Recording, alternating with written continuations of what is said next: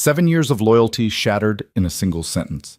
Elena had built an empire beside Victor Hale, the most feared man in the city's underworld, strategizing in shadows, holding his world together while he rose to power. She thought their anniversary would be a celebration. Instead, he looked at her across a table set for two and said the words that ended everything. "I want a divorce. I've already chosen someone else." No warning, no apology, just cold finality. But Victor made one fatal miscalculation. He assumed she'd break. He had no idea what he'd just set in motion. If you want to see how this story unfolds, hit that like button and drop a comment with your city so I can see how far this story travels. Now, let's begin. The penthouse was perfect. Elena had spent the entire afternoon making sure of it. Candles lined the marble countertops in the kitchen, their flames steady and golden. The dining table, imported Italian walnut, Victor's choice 3 years ago, was set with their wedding china, plates they'd used maybe twice since the ceremony. She'd ordered from Marchetti's, the only restaurant Victor actually trusted, and the food sat under silver warming domes. Still hot, still flawless. She checked her reflection in the hallway mirror one last time. The dress was midnight blue, fitted but not tight, elegant without trying too hard. Her hair fell in soft waves past her shoulders. She'd stopped wearing it this way years ago. Victor preferred it pinned back, professional, severe. But tonight felt different. Tonight was theirs. 7 years. It didn't feel like 7 years. It felt like something longer and shorter at the same time, like she'd lived multiple lifetimes inside this one relationship. She remembered the early days so clearly it hurt. The tiny apartment in South Detroit, the smell of old carpet and radiator heat. Victor coming home at 3 a.m. with blood on his knuckles and ambition in his eyes. Back then, he'd needed her. Back then, they'd been building something together. Now they lived 40 floors above the city in a penthouse that cost more than most people made in a lifetime. And she couldn't remember the last time Victor had actually looked at her. But tonight would be different. She glanced at the clock. 8:15. He was late, but that was normal. Victor ran half the city's underground operations. Lateness came with the territory. She poured herself a glass of wine, something expensive from the collection Victor kept but never drank, and settled onto the couch to wait. The skyline stretched out beyond the floor-to-ceiling windows, a million lights against the darkness.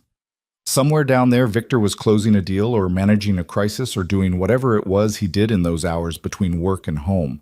She used to know, used to be part of it. Now she got summaries, half-truths, carefully edited versions of his day that told her nothing real. Her phone buzzed. "On my way, 20 minutes. She typed back a heart emoji, then deleted it and sent a simple thumbs up instead. The heart felt desperate.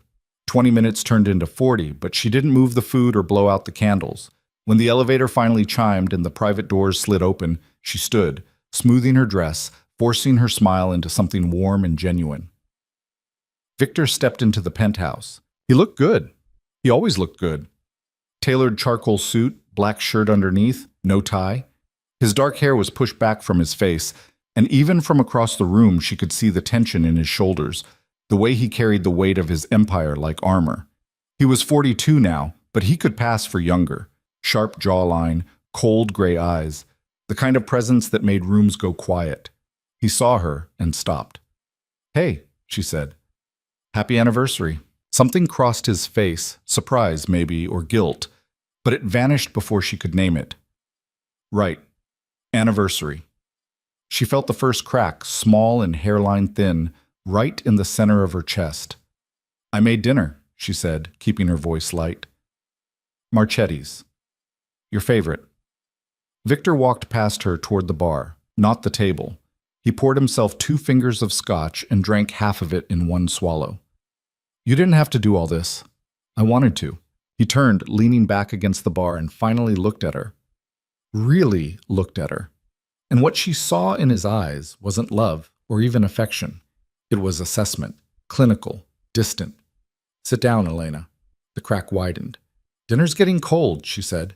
"Sit down." She sat, not at the table, but on the edge of the couch, her hands folded in her lap like a child waiting for bad news. Victor stayed at the bar, swirling the scotch in his glass, and the silence between them felt like falling.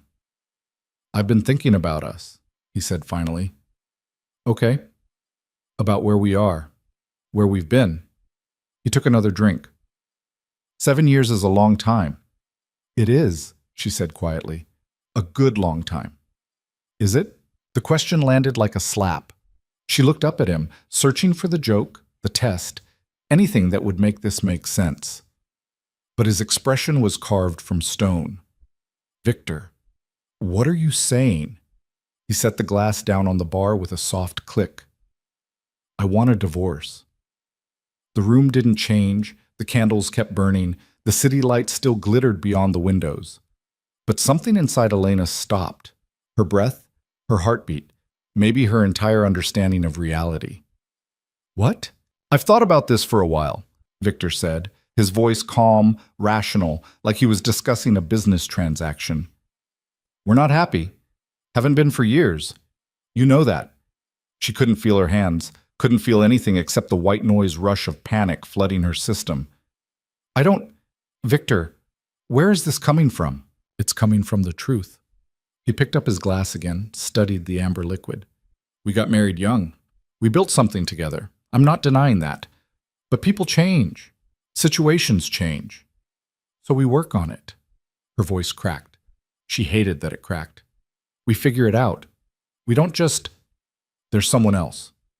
The world tilted. Elena stared at him, waiting for him to take it back, to laugh, to do anything that would make this nightmare rewind. But Victor just stood there, unmoved, untouchable. You're having an affair, she whispered. I wouldn't call it that. What would you call it? I'd call it moving forward. He finished his drink. Her name is Irina.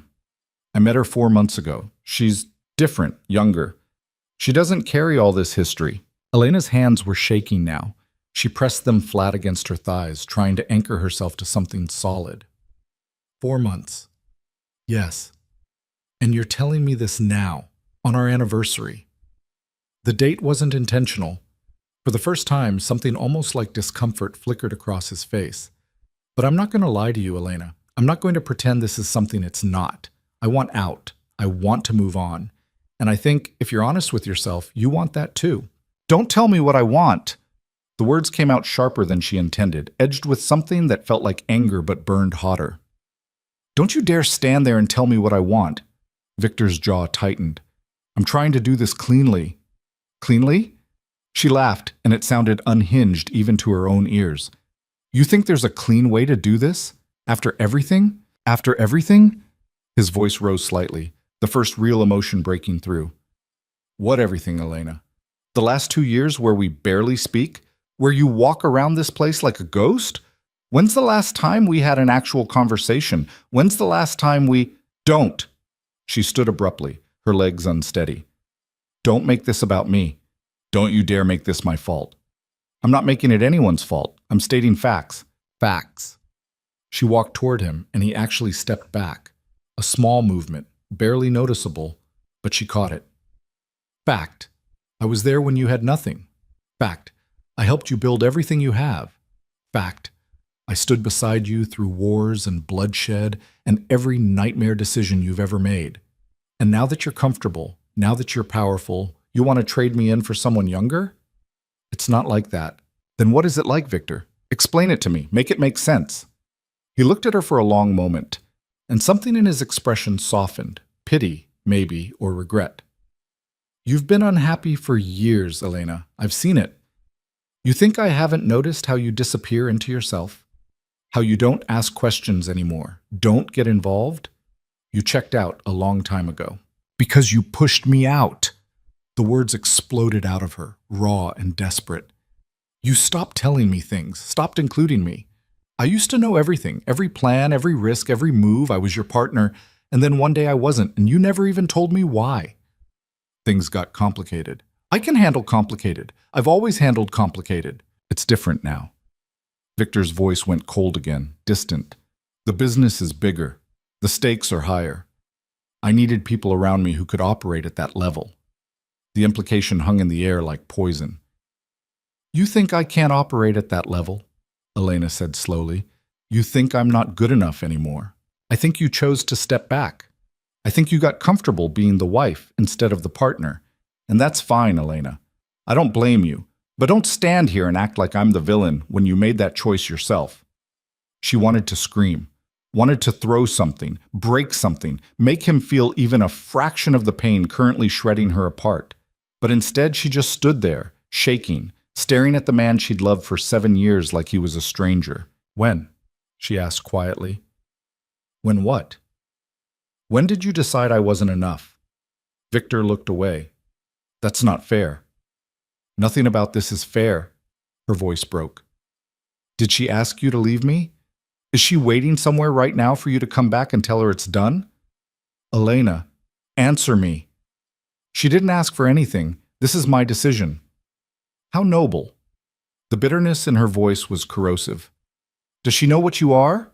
What you do? Or did you sell her the cleaned-up version? She knows enough. I doubt that. Elena walked to the window, pressing her palm against the cold glass. Below, the city sprawled out like a living map of Victor's territory. Clubs, warehouses, legitimate businesses fronting illegal operations. She knew where they all were. She'd helped place half of them. I know things about you that would destroy you, Victor. Things that would put you in prison for life. Or worse. She heard him move behind her. When he spoke, his voice was low, dangerous. Is that a threat? She turned. It's a fact. Just like you love those so much. They stared at each other across the perfect room with its perfect candles and perfect untouched dinner, and Elena realized with sudden, crushing clarity that this wasn't a negotiation. Victor hadn't come here to discuss or debate. He'd come to deliver a verdict. I'll have my lawyer contact yours, Victor said. We'll make this as smooth as possible. You'll be taken care of financially. The prenup is fair. The prenup? She laughed again, that same broken sound. Right, the prenup. You'll be fine, Elena. Will I? Something flickered in his eyes. Doubt, guilt, she couldn't tell. You're stronger than you think. Don't, she whispered. Don't patronize me. Victor grabbed his coat from the back of a chair. When had he even taken it off? And headed toward the elevator. Elena watched him, her mind blank, her body numb. This was happening. This was real. He pressed the button. The doors slid open. Victor? He paused, not turning. Did you ever love me? Her voice was small, childlike. Really love me? For a long moment he didn't answer. Then, I thought I did. The elevator doors closed, and he was gone. Elena stood alone in the penthouse. Their penthouse, except it had never really been theirs, had it? It had always been his. Just like everything else. She looked at the dining table, at the candles burning down to nothing, at the wine and the perfect china and the anniversary that had turned into an execution. Then, very calmly, she walked to the table, picked up her wine glass, and threw it at the window. It shattered against the reinforced glass with a sound like breaking stars. Wine ran down in dark red rivulets, and she watched it drip onto the white carpet, staining everything it touched. She should cry. Normal people would cry. But Elena's eyes were dry, her breathing steady. She felt hollowed out, scraped clean, like someone had reached inside her chest and removed everything vital. The candles kept burning. She stood there for hours, at least it felt like hours, before she moved again. When she finally did, her body felt mechanical, disconnected. She blew out the candles one by one, put the untouched food into containers and stored it in the refrigerator, cleared the table, hung her coat in the closet. Then she walked to the bedroom she'd shared with Victor for 5 years since they'd moved into this place, and started packing. She didn't take everything, just clothes, toiletries, a few books, personal things. Everything else could burn for all she cared. The designer handbags Victor bought her, the jewelry, the art on the walls. None of it was hers, she'd just been borrowing it. Her phone buzzed, a text from an unknown number. The apartment on 7th Street is ready. Key is with the doorman. Take all the time you need. M. Marcus, Victor's head of security and one of the few people in this organization who'd ever treated her like a person instead of a trophy. She typed back a quick thank you and kept packing. By midnight, she was done. She stood in the doorway of the penthouse one last time, looking at the space that had been her prison disguised as paradise. The wine stain on the carpet looked black in the low light. She didn't clean it up. Let Victor explain that to Irina.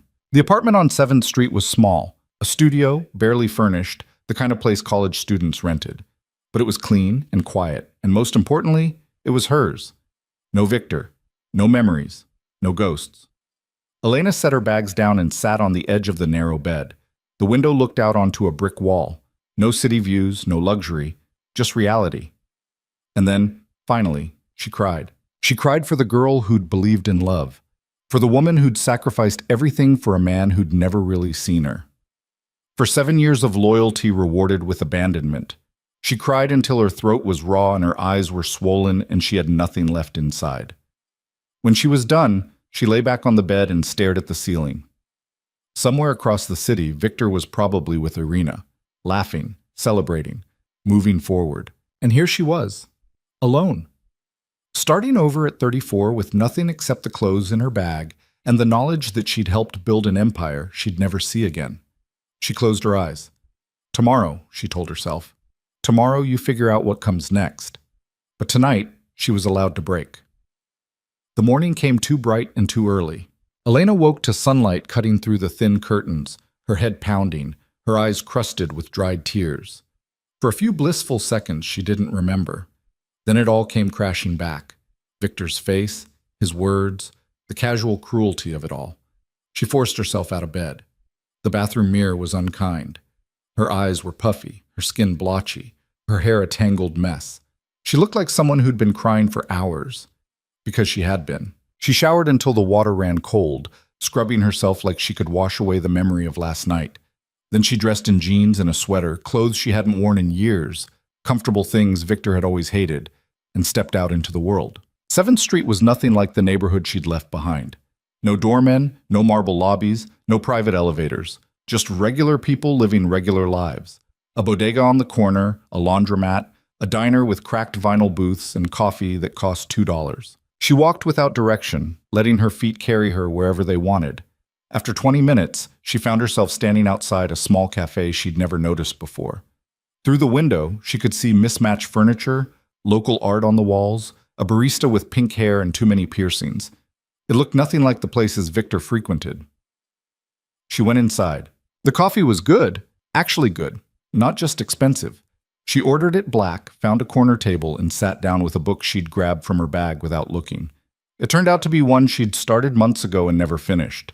Victor hadn't liked her reading at home. Said it made her distant. She was 3 pages in when someone spoke. "Is this seat taken?" She looked up. The man standing there was tall, maybe late 30s, with kind eyes and an apologetic smile. He wore a worn leather jacket and carried his coffee in a to-go cup. "It's all yours," Elena said. "Thanks. Place is packed." He sat down, pulled out a laptop. "I'm Adrian, by the way." "Elena?" "Nice to meet you, Elena." He opened his laptop, and that should have been the end of it, a polite exchange between strangers. Except, "First time here?" he asked. She blinked. "Is it that obvious?"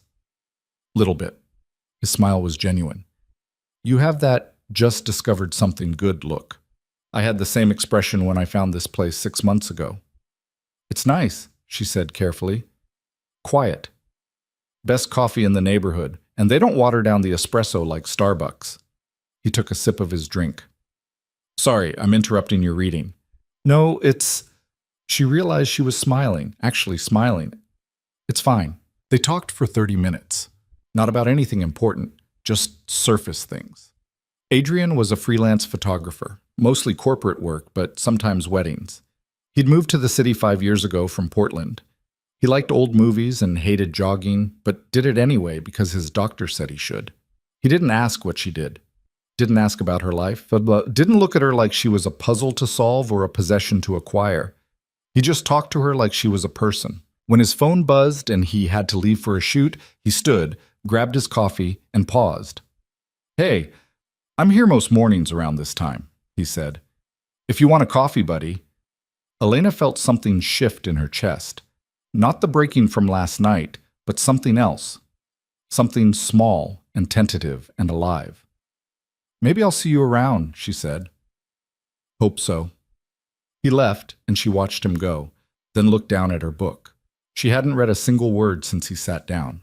Her phone buzzed, A text from Victor's lawyer.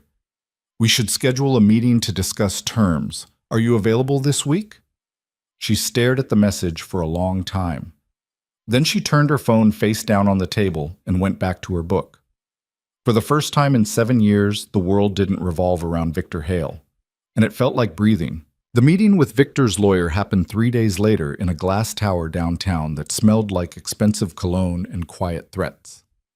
Elena wore black, not because she was mourning, but because it was the only thing in her closet that still felt like armor.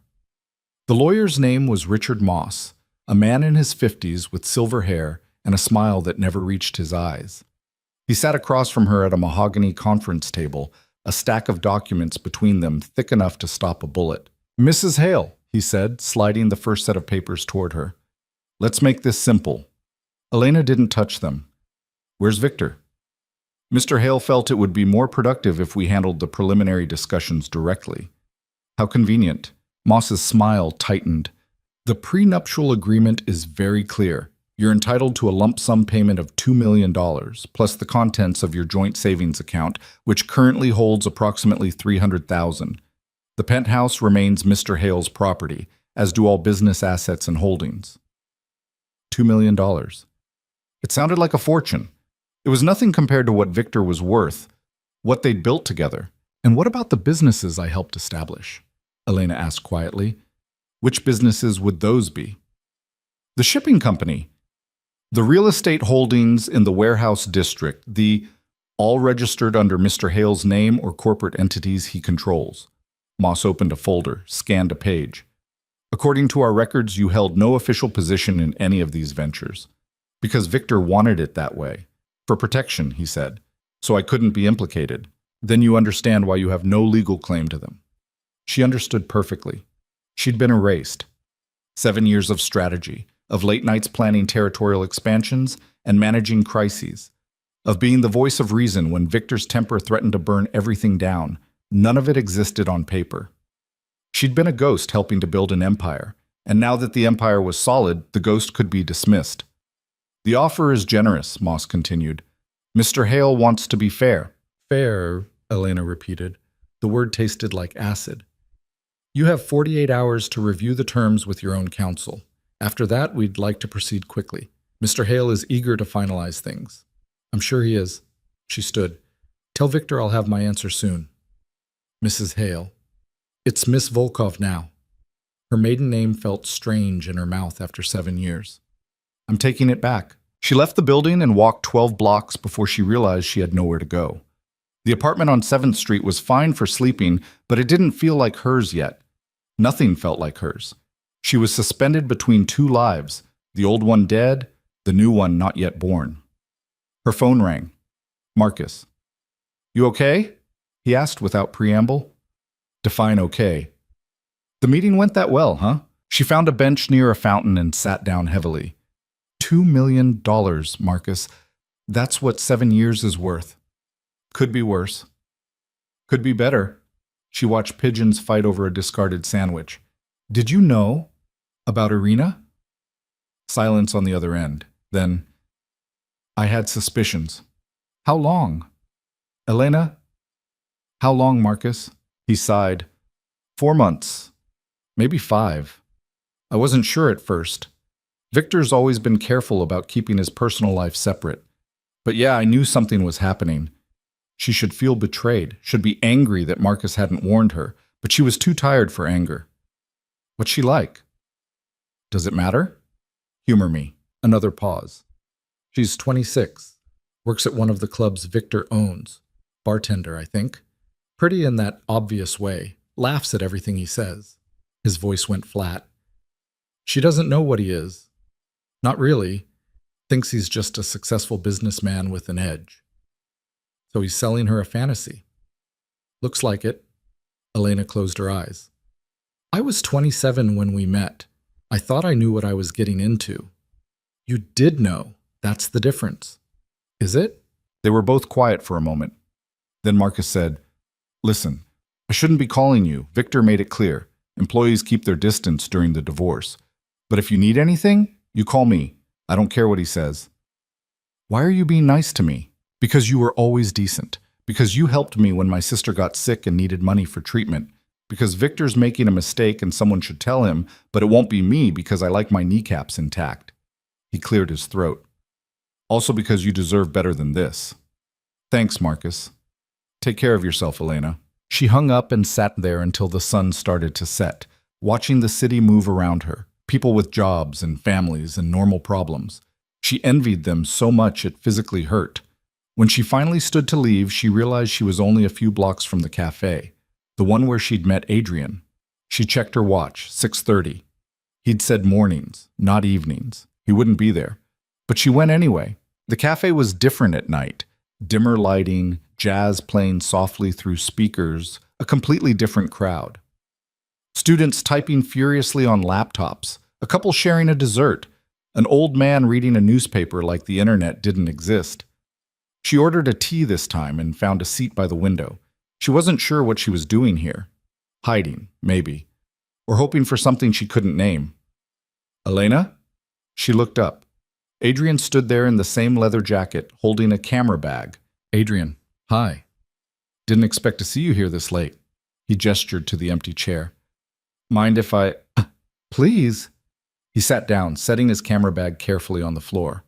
Up close, she noticed details she'd missed before. A thin scar above his left eyebrow, gray threading through his dark hair at the temples, calloused fingers that suggested years of manual work. How'd the shoot go? She asked. Corporate headshots, 75 people who all hate having their picture taken. He smiled. Living the dream. Sounds terrible. It pays the bills. He flagged down the barista, ordered a coffee. What about you? What do you do? The question she'd been dreading. I'm between things right now. Ah, the dreaded transition period. Something like that. He didn't push, which she appreciated more than he could know. Instead, he said, You look like you had a rough day. Is it that obvious? You're sitting in the corner of a cafe at 6:30 on a Thursday, looking like you're hiding from the world, either rough day or witness protection. She laughed, actually laughed. Option A. Want to talk about it? Not really. Fair enough. The barista brought his coffee. He took a sip, made a satisfied sound. Then let's talk about something else. You ever been to the photography exhibit at the Modern? No. You should go. They're doing this whole series on urban decay.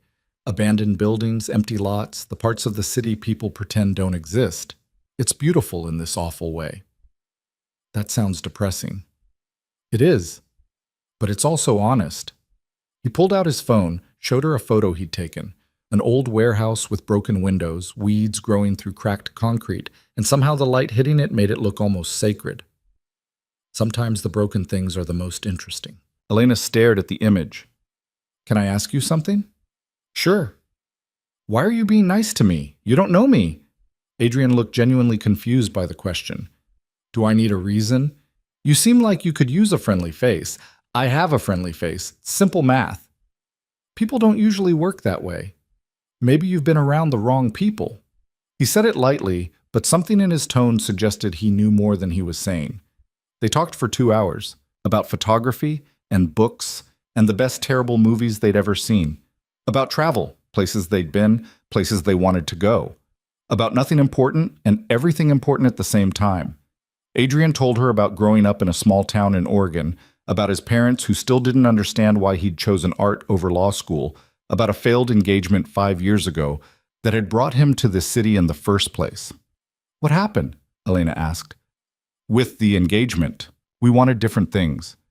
She wanted stability, a house in the suburbs, 2.5 kids. I wanted to take pictures of things that made me feel something. He shrugged. We tried to compromise, but you can't really compromise on fundamental incompatibility. No, Elena said quietly. You can't. What about you? Ever been married? The question landed like a punch. She must have shown it on her face because Adrian immediately backtracked. Sorry, I'm getting divorced, she said, the first time she'd said it out loud to anyone outside the legal process. Actually, I'm already divorced in every way that matters, just waiting for the paperwork. Shit. I'm sorry. Don't be. It was... She stopped, searching for the right word. Inevitable. How long were you married?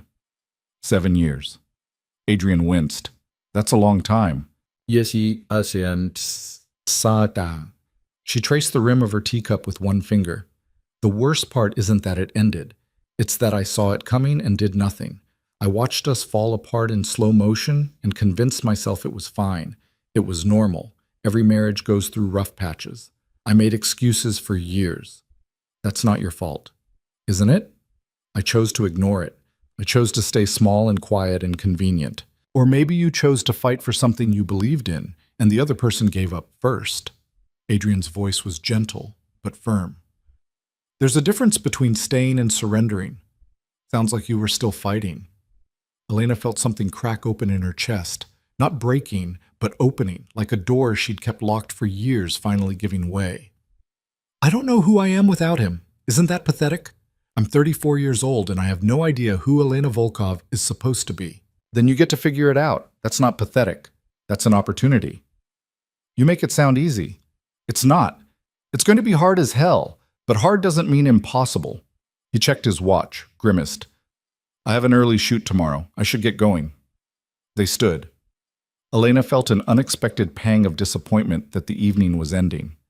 Thanks, she said, for listening. Any time. Adrian shouldered his camera bag.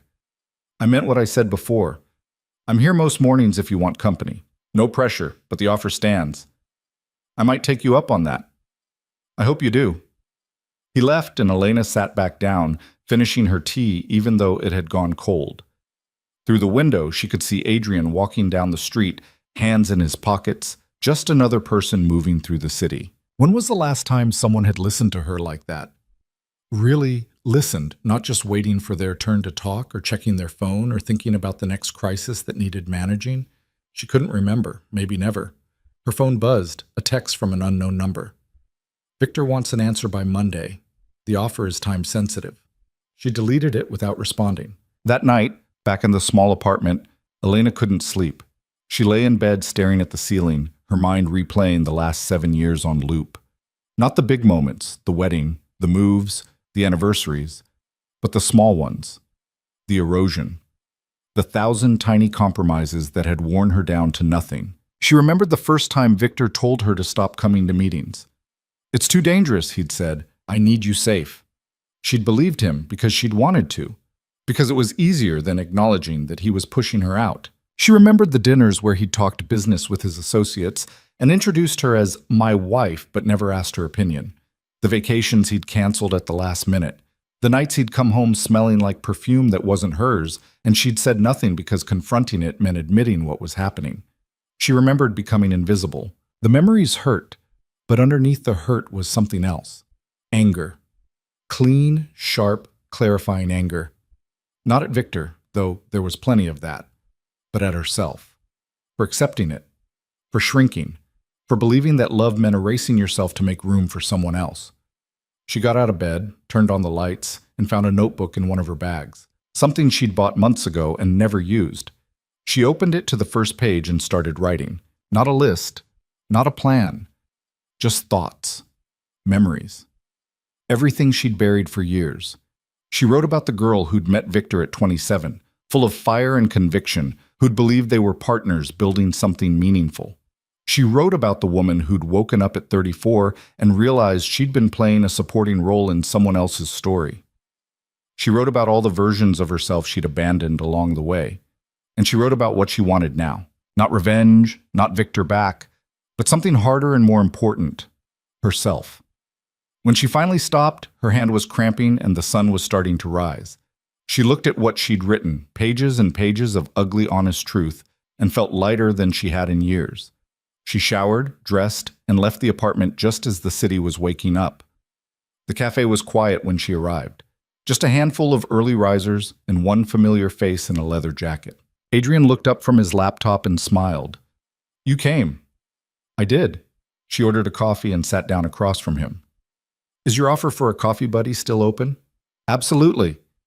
They didn't talk about anything heavy, just easy conversation over coffee that was too hot and pastries that were too sweet.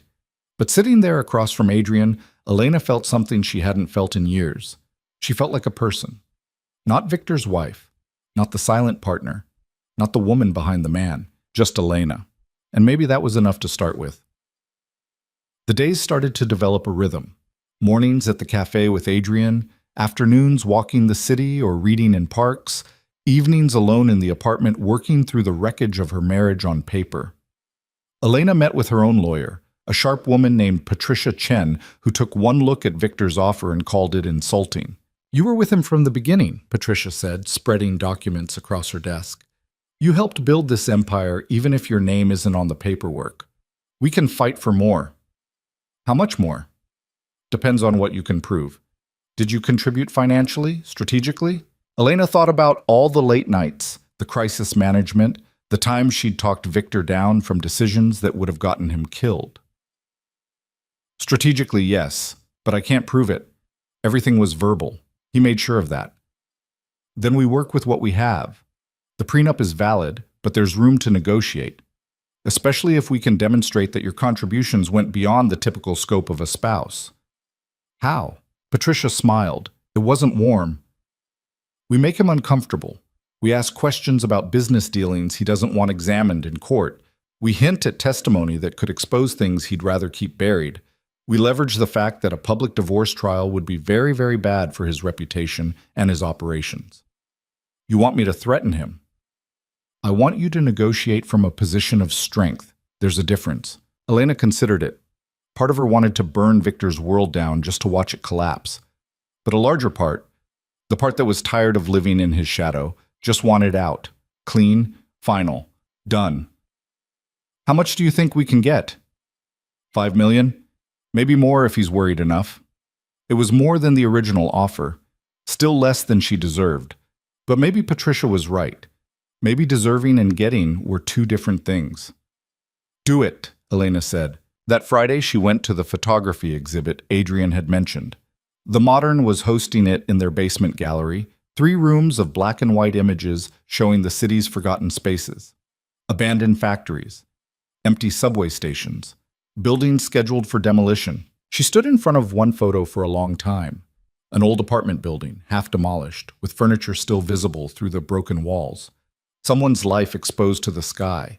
It should have been depressing, but the way the photographer had captured it, the light, the composition, made it look almost hopeful, like the destruction was necessary for something new to grow. You see it too. Elena turned. Adrian stood next to her, hands in his pockets, looking at the same image. I didn't know you were coming, she said. I wasn't, but I finished my shoot early and thought I'd swing by. He nodded toward the photo. This one's my favorite in the whole exhibit. Why? Because it's honest. That building's being torn down. There's no saving it, but the photographer didn't try to make it pretty or tragic, just real. This is what endings look like. Messy and exposed and somehow still beautiful. Elena stared at the image, the broken walls, the ruined furniture, the sunlight streaming through. I signed divorce papers yesterday. She hadn't meant to say it. The words just came out. Adrian looked at her. How do you feel? I don't know yet. Ask me in 6 months. They walked through the rest of the exhibit together, not saying much, just existing in the same space. When they emerged back into the daylight, Adrian checked his phone and groaned. I have to run. Client wants revisions on a project. He hesitated. Listen, I know this is forward, but there's a gallery opening tomorrow night in the Arts District. Friend of mine is showing. Would you want to go? As friends, he added quickly. No pressure, just, it might be good to get out. Elena's first instinct was to say no, to hide in her apartment and avoid anything that felt like moving forward. But she thought about the demolished building, about endings that made room for beginnings. What time? She asked. Adrian's face lit up. 7. I'll text you the address. The gallery opening was exactly what Elena needed, crowded and loud and completely removed from the world she'd left behind. The art was abstract and chaotic, the kind of thing Victor would have hated, which made her like it more. Adrian introduced her to his friend, a woman named Kay with purple hair and paint-stained overalls, who talked a mile a minute about color theory and emotional landscapes. You have good taste, Kay said, nodding at Elena's outfit. Simple black dress, minimal jewelry. I'm over my bullshit and ready to move on. I respect that. Elena laughed. Is it that obvious? Honey, I can smell a fresh divorce from across the room. Don't worry, it gets better. I've been through two. Kay grabbed them both champagne from a passing waiter. To new beginnings and burning bridges.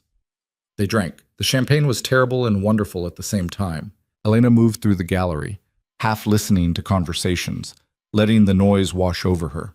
At one point, she found herself standing in front of a painting, wild slashes of red and black that somehow resolved into the shape of a bird taking flight.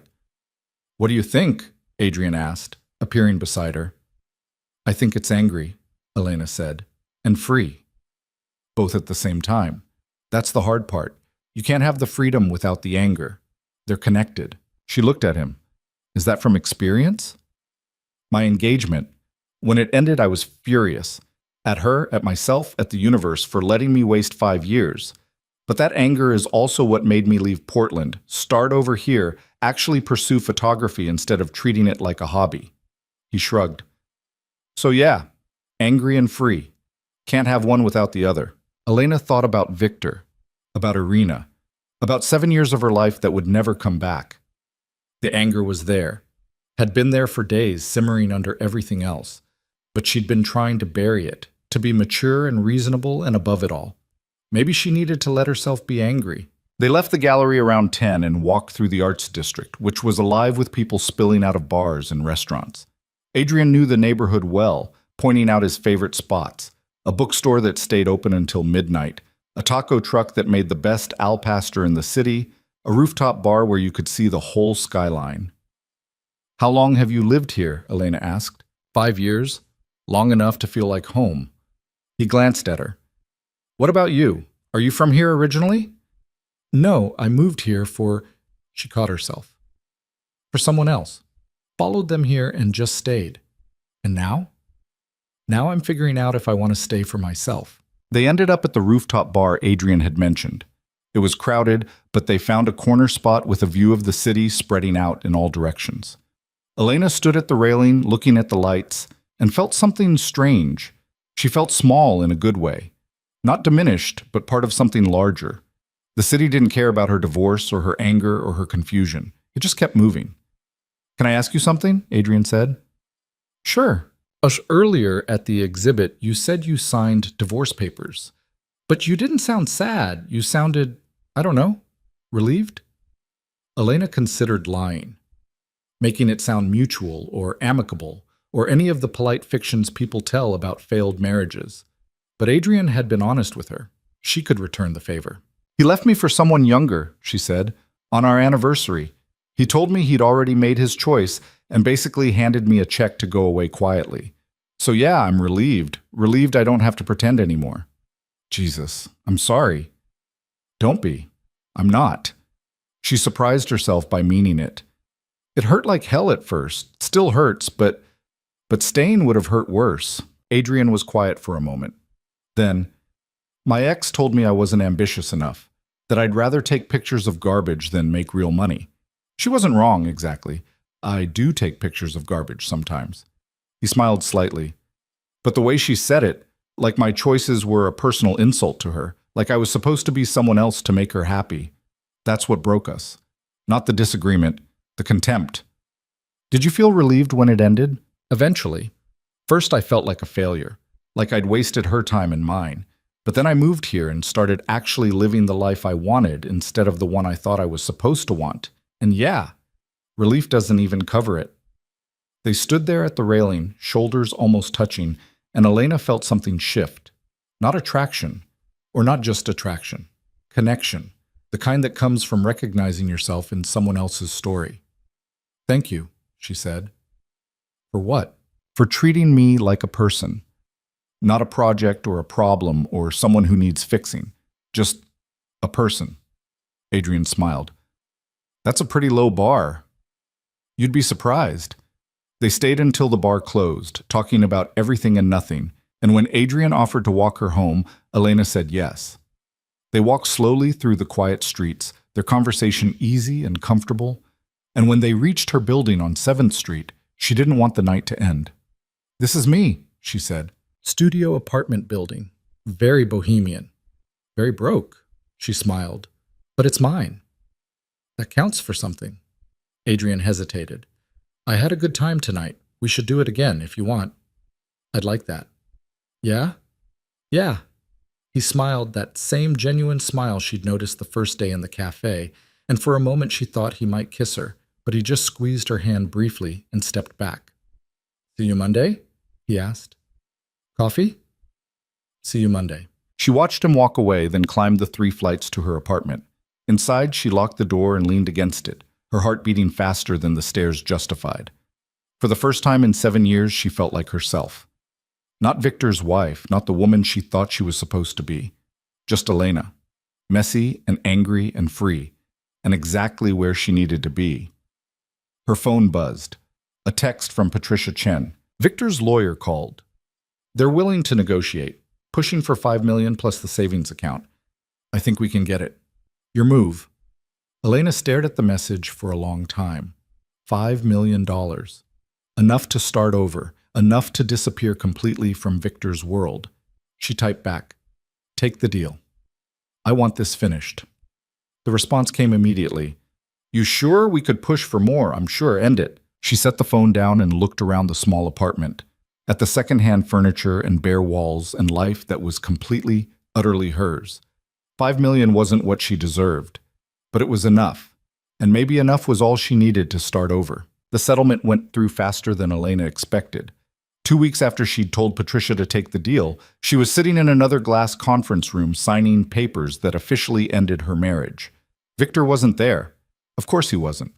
Richard Moss handled everything with the same cold efficiency he'd shown from the beginning, sliding documents across the table and pointing where she needed to initial, where she needed to sign. The funds will be transferred within 72 hours, Moss said. Once you sign the final release, all claims are settled. No further legal action from either party. Elena read through the release carefully. It was dense with legal language, but the message was clear.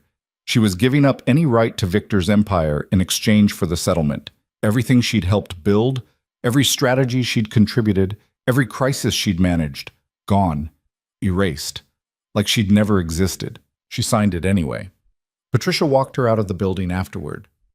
You sure you're okay with this? It's not too late to reconsider. I'm sure. Elena looked up at the sky, gray and heavy with rain that hadn't started falling yet. I don't want anything from him anymore. I just want to move forward. $5 million is a good start for moving forward. Patricia handed her a business card. If you need anything, investment advice, financial planning, whatever, call me. I know people. Thanks, Patricia. Take care of yourself, Elena. And for what it's worth, I think you're making the right choice. Elena watched her lawyer disappear into the midday crowd, then stood on the sidewalk for a long moment, feeling oddly disconnected from her own body. It was done. Actually, completely done. She was no longer Mrs. Hale, no longer tethered to Victor's world, no longer anything except herself. The feeling should have been liberating. Instead, it just felt empty. Her phone rang. Adrian. Hey, she answered. What's up? I know you said you had that meeting today. Just wanted to check in. How'd it go? She appreciated that he didn't ask what the meeting was about. He'd figured it out weeks ago, but never pushed for details. It's done. Officially divorced as of about 20 minutes ago. How do you feel? Ask me later. She started walking, no particular direction in mind. Right now, I just feel numb. You want company? I'm free this afternoon. Actually, yeah, that would be good. They met at a different cafe this time, one near the waterfront with big windows overlooking the harbor. Adrian was already there when she arrived, 2 coffees on the table and a pastry he'd clearly bought for her. You look exhausted, he said. Thanks. Exactly what every woman wants to hear. I meant you look like you could use a break from thinking. He pushed the pastry toward her. Eat something. When's the last time you ate? She couldn't remember. Yesterday, maybe? Eat. She ate. It was good. Some kind of almond croissant that flaked everywhere and tasted like butter and comfort. They sat in companionable silence for a while, watching boats move across the water, and Elena felt the numbness start to crack around the edges. Can I tell you something weird? She asked. Please do. I thought I'd feel different, like fundamentally different. Like signing those papers would flip some switch and I'd suddenly be a new person. She picked at the croissant. But I just feel like me. Sadder me, maybe. More tired me, but still just me.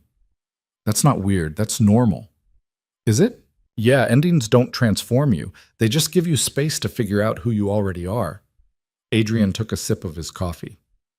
When my engagement ended, I kept waiting for this big moment of clarity, this revelation about who I was supposed to become.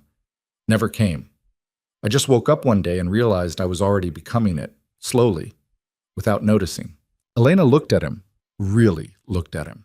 He was attractive in an understated way, the kind of person you might pass on the street without noticing, but who became more compelling the longer you knew him. Kind eyes, steady presence, no games, no angles, no hidden agendas. How did we meet? She asked suddenly. Adrian blinked. At a cafe, you were reading. I needed a table. No, I mean, how did we actually meet? I've been divorced for 20 minutes, and you're already the most stable relationship in my life. That's insane. Is it? He smiled. Maybe you just needed someone who wasn't complicated. Someone who showed up when they said they would and meant what they said. Low bar, but apparently hard to clear. You make it sound simple. It is simple. People make it complicated. He leaned back in his chair. Look, I'm not going to pretend I haven't thought about this. About us. I like you, Elena. I like spending time with you, but I also know you just got out of a 7-year marriage and probably need space to breathe before jumping into anything new. So I'm not pushing. I'm just here. For as long as you want me to be. Something in Elena's chest loosened. Not opening, not breaking, just loosening. Like a knot she'd been carrying for years finally starting to untangle. Thank you, she said quietly. For what? For not needing me to be anything except what I am right now. Which is kind of a mess. We're all kind of a mess. You're just more honest about it. They stayed at the cafe until the afternoon light started to fade, talking about nothing important. Adrian told her about a wedding he was shooting that weekend, about the bride who'd already called him 6 times with special requests. Elena told him about an apartment she'd looked at that morning, something bigger than the studio, with actual windows and a kitchen that didn't double as a hallway. You thinking about staying in the city? Adrian asked. I don't know. Maybe. There's nothing keeping me here, but there's nothing calling me away either. She stirred her coffee, even though it was already mixed. I thought about moving, fresh start, new city, all that. But then I realized I'd just be running, and I'm tired of running. So you stay. Maybe. Or maybe I stay long enough to figure out what I actually want, then decide. That sounds healthy. Sounds terrifying. Adrian grinned. Same thing. When they finally left the cafe, the sun was setting over the water, painting everything orange and pink. They walked along the harbor without any particular destination, and Elena felt something she hadn't felt in weeks. Present. Not thinking about the past or worrying about the future, just here, now, walking beside someone who asked nothing of her except her company. Can I show you something? Adrian asked. Sure. He led her away from the waterfront, through a neighborhood she didn't recognize, until they reached an old building that looked half abandoned. The sign out front said it used to be a textile factory. What is this? Elena asked. Artist Studios. They converted it a few years ago. I rent space here for developing prints and working on projects. He unlocked a side door. Come on. Inside the building was exactly what she'd expected. High ceilings, exposed brick, the smell of paint and chemicals and creative chaos. Adrian's studio was on the 3rd floor, a large open space with work tables and equipment and photographs covering every available surface. This is where the magic happens, he said, flipping on lights, or where I waste hours trying to make mediocre work look decent. Depends on the day.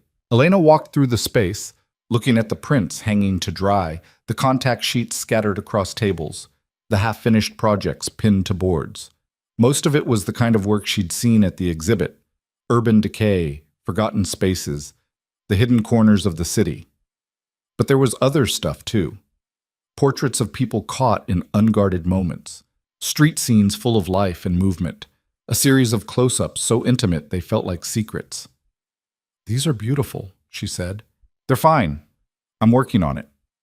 He moved to one of the tables, started organizing prints. I wanted to show you because, I don't know, you said earlier you felt like you weren't a new person after the divorce, like nothing had changed. But that's the thing about change. It's not this dramatic transformation. It's small, incremental, like developing a photograph. He held up a print. The image was barely visible, ghostly. This is the first stage. You can kind of see what it is, but it's not clear yet, not finished. He grabbed another print, slightly more defined. This is further along. The image is coming into focus, but it's still not quite there. A third print, fully developed. And this is the final version. Same image from the beginning, just revealed. It was always there. The process just made it visible. Elena stared at the three prints. You think I'm developing? I think you're becoming visible. To yourself. Adrian set the prints down. The person you're going to be, she's already there. You're just in the process of revealing her. It was the kind of metaphor that should have felt cheesy or forced, but standing there in Adrian's studio, surrounded by images of things becoming clear through patient process, it somehow made perfect sense. I'm scared, she admitted. What if I reveal myself and I don't like what I find? Then you keep developing. You're not fixed, Elena. None of us are. We're all just working with what we've got and hoping it turns into something good. She wanted to kiss him. The impulse came suddenly and strong, and for a moment she almost did, but something held her back. Not fear exactly, but awareness. She wasn't ready. Not because she didn't want him, but because she needed to be whole first, or at least closer to whole. Adrian seemed to sense it. He stepped back, gave her space. You hungry? There's a great dumpling place around the corner. Starving. They left the studio and found the restaurant, a tiny hole in the wall with plastic tables and a menu entirely in Mandarin. Adrian ordered for both of them in broken Chinese that made the owner laugh, and they ate dumplings that were too hot and too perfect while arguing about whether the best movie of the last decade was a sci-fi epic or a quiet indie drama. By the time Elena got back to her apartment that night, it was past 11 and she was exhausted in the best possible way. She fell into bed without changing, her mind full of Adrian's studio and his photographs and the way he'd looked at her like she was already enough. The next morning, she woke to a text from Patricia. Funds have been transferred. Check your account. Congratulations on your fresh start. Elena opened her banking app. The number staring back at her had so many digits, it didn't look real. $5,300,000. More money than she'd ever imagined having in one place. She should feel excited, relieved, victorious even. Instead, she just felt tired. This was Victor's way of saying goodbye, with money, because that was the only language he really understood. Here's your consolation prize for 7 wasted years. Here's what your loyalty was worth. Take it and disappear. She thought about sending him a message, something cutting, something that would make him understand what he'd thrown away. But what was the point? Victor didn't care. If he did, none of this would have happened. Instead, she texted Adrian, "Coffee this morning?" His response came immediately, always. "See you in 20. The cafe was becoming their place. Elena was starting to recognize the regulars. The old man who always sat by the window with his newspaper, the college student who camped out with textbooks for hours, the barista with pink hair whose name was apparently Sam. Adrian was already there when she arrived, and he took one look at her face and said, "The money came through." It wasn't a question. "How did you know?" "You look like someone who just got handed a fortune they don't want." He slid a coffee across the table. "Talk to me." So she did. She told him about the settlement, about seeing the number in her account and feeling nothing except hollow, about how Victor had reduced 7 years to a transaction and how much it hurt even though she'd known it was coming. "He thinks he's being generous," she said. $5 million. Like that's supposed to make up for everything. Is it? No. Yes. I don't know. She wrapped her hands around the coffee cup, seeking warmth. The money's not the problem. I'm glad to have it. But it's what it represents. That everything we built together can just be divided up and distributed like assets. Like I was an employee getting severance, not a partner. Adrian was quiet for a moment. Then, what would make it better? What would actually feel like closure? Elena considered the question. Nothing. That's the problem. There's nothing Victor could do or say that would make this okay, so I need to let it go. I need to stop waiting for him to acknowledge what we had and just accept that he's moved on. Have you? Adrian asked gently. Moved on? I'm trying to. That's not what I asked. She met his eyes. No, I haven't. Part of me is still there, still in that penthouse, still married to a man who doesn't exist anymore. Maybe never existed. I'm working on it, but I'm not there yet. That's fair. That's honest. He reached across the table, squeezed her hand briefly. Take your time. There's no timeline for this. Elena felt tears prick at her eyes and blinked them back. You're too patient with me. I'm exactly as patient as I want to be. They finished their coffee and walked aimlessly through the city, the way they'd started doing most mornings. It was becoming routine: coffee, conversation, wandering. Sometimes they talked about deep things, sometimes about nothing at all. Sometimes they didn't talk, just walked in comfortable silence. Today they ended up near the waterfront again. The harbor was busy with morning traffic, ferries and cargo ships and tourist boats. Elena watched a sailboat cut through the water, its white sail bright against the gray sky. I used to sail, she said suddenly. Before Victor, I had this little boat I'd take out on weekends. Nothing fancy, just enough to get away from shore for a while. What happened to it? I sold it when we got married. Victor got seasick, and I thought I was being practical. We needed the money for other things, and it seemed stupid to keep something I'd never use. She smiled sadly.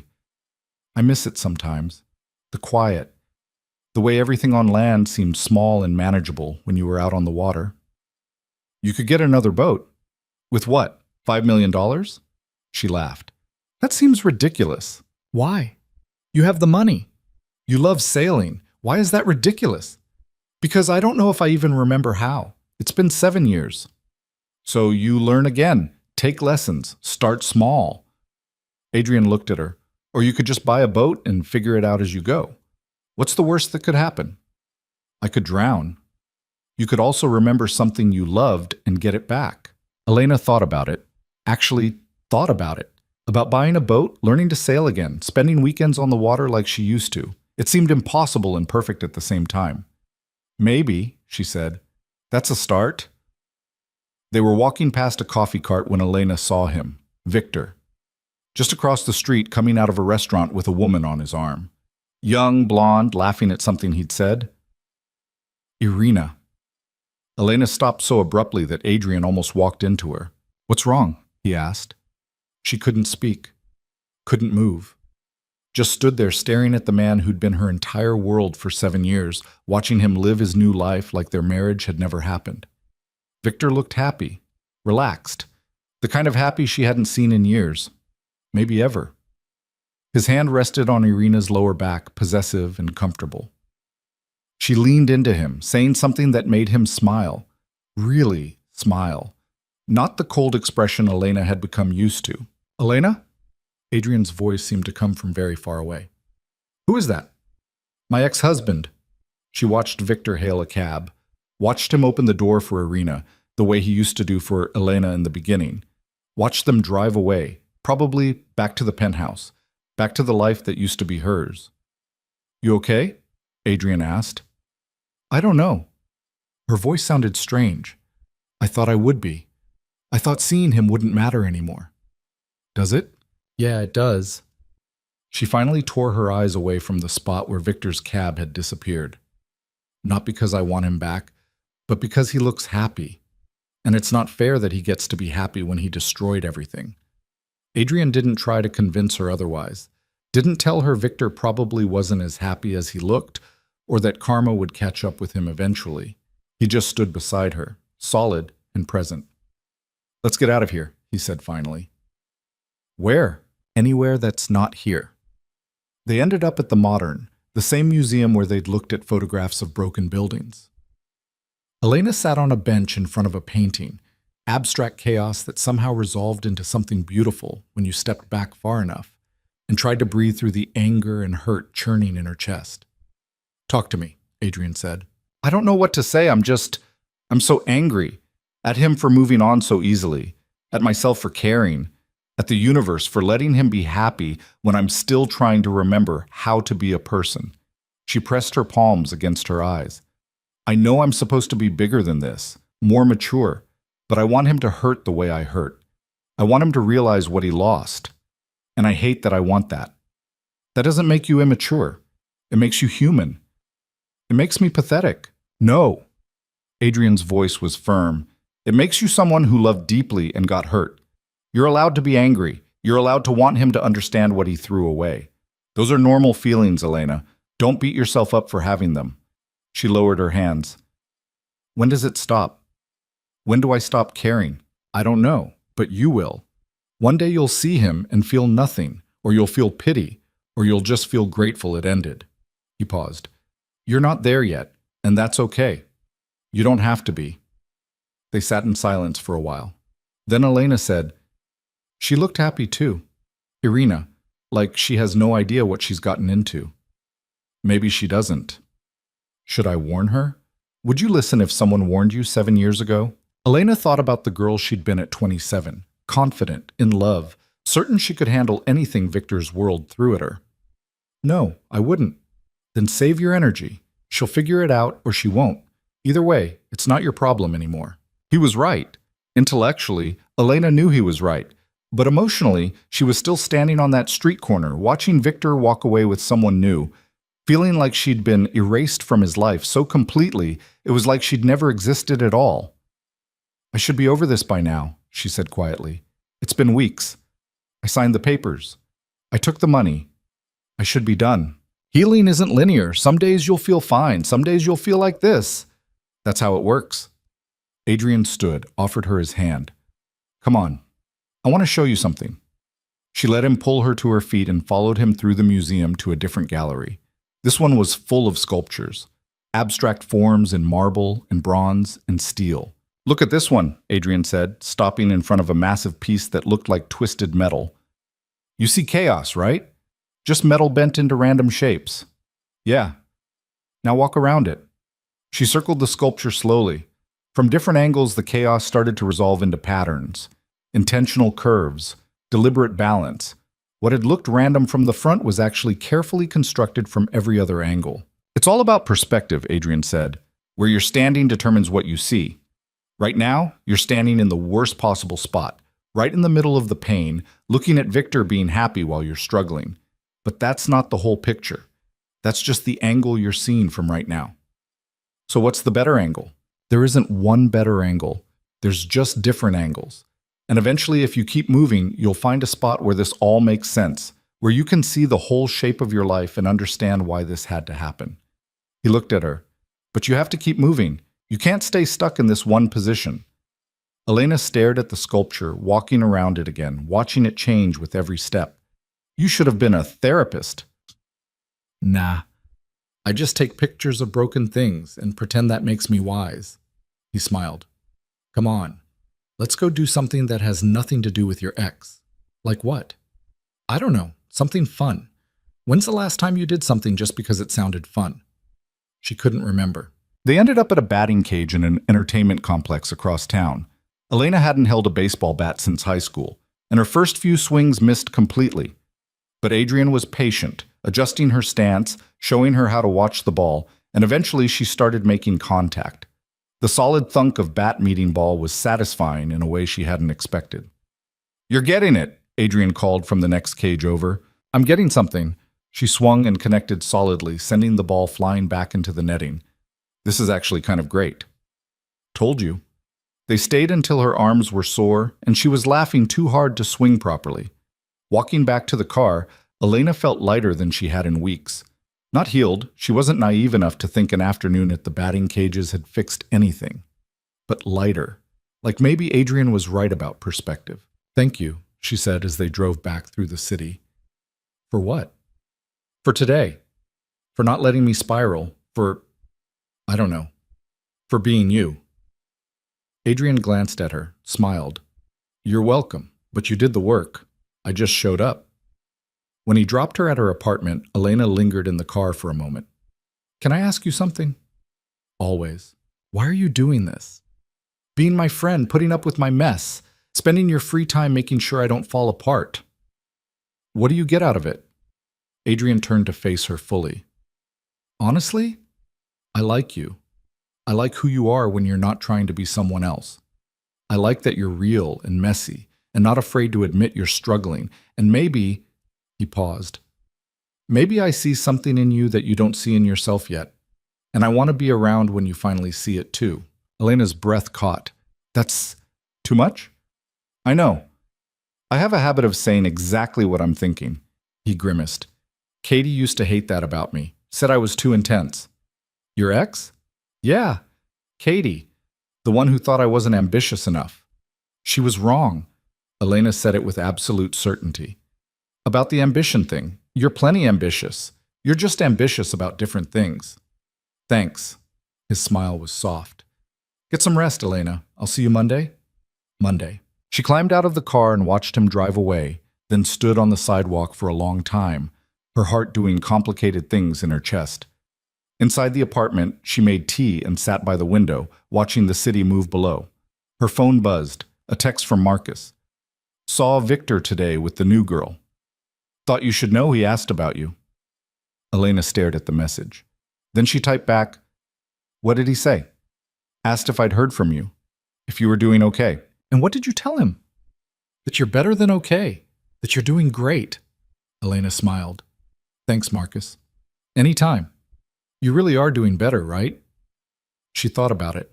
About the morning coffee with Adrian, the batting cages, the sculpture in the museum, the way her life was slowly starting to take shape around something other than Victor.